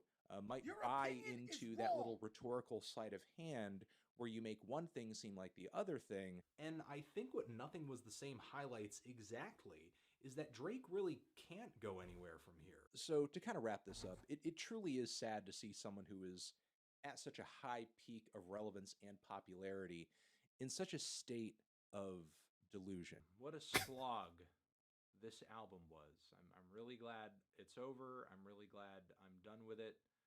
But, geez. Most mediocre material. Yeah, right ever. there. He was like, "Where's Waldo?" Thanks, Aubrey. Appreciate it. That was like a compilation of all his jabs he took at him from Dupley does it, and he does it for other artists that Fantano have critiqued. Like Nav. Look up this rapper named Nav, yo. He's Indian, but he's Canadian. He grew up in Canada, and he has one of the worst. Like he got a robot voice. I felt the hump up, but she called me a perv. Open her legs, and I had to insert. Rate my own beats, and I make my own words. I'm like, dude, like, that's how he sounds. That's how he sounds. Yo, Nav is garbage, bro. Not everything that comes out of Canada is dope, you know. What? Wow. But anyway, y'all, I'm about to wrap it up. It's been over 3 hours. It is almost 3 a.m. here. I gotta get me some sleep and stuff because I get up in the morning, walk the dogs, and all that good stuff. I said Drake sees this, he'll be on suicide watch. Drake, he hears it all the time. That's why you don't hear much from. I don't hear much from Drake lately at all. Like, I really don't, because people really start to see through him that he tried to jump on any trend or any artist that's hot. Like, what's the guy name? I forgot the rapper name. Was it something Lil Durk or something? And they all sound the same to me this day and age. And then all I hear is this song I used to hear on the radio all the time during the summer. Baby. Blah blah blah blah blah blah blah blah blah blah blah. Baby. Like with Drake and Luther. I was like, what the yo, turn this shit off. My partner was like, he younger than my partner I used to have, my regular partner was younger than me. I was like, yo, what the fuck is going on? What is this shit? Then my partner put Kendrick Lamar on to Pimp a Butterfly. I was like, yes, thank you. Please. If I'm listening to anybody today, I'm listening to motherfuckers who can rap, who actually got something to say also besides knowing how to rap. You know? One song I like by Kendrick Lamar is one of my favorite songs for To Pimp a Butterfly is Hood Politics. That song, Hood Politics. Then I like in the difference, the song I Love Myself. The video version was a recorded version, but when you get the album, it was a live version. That recorded version was only used in the video or on the single, but when you listen to it on the album, it's live. He's doing a live performance of it. So it's things like that. Then J. Cole's earlier work. Yours truly, I ain't really like that because he was trying to do too much vocal inflection. I'm like, nigga, just rap. Just rap. You know? There was what album I really liked from J. Cole? I like Born Sinner. That was my album. You know, he had the Forbidden Fruit song on there. Me and my bitch took a little trip down to the garden. Took a little dip, and it used the same sample that Trial Quest used for electric relaxation. Doom, doom, doom, doom, but he used it in a different way. Whereas Ali used it in a more like with more like effects to it, where he used it in a more stripped down version of it. And what did J. Cole say in the song? He said, same reason they call Mr. C the finisher. Forbidden fruit, watch for the Adam's apple. Slick with words, don't hate me, son. What you eat don't make me shit, and who you fuck don't make me come. The Mr. C line, he's like, forbidden fruit, Mr. C, because Mr. C admitted that he was getting sloppy toppy in his vehicle by men, transsexuals.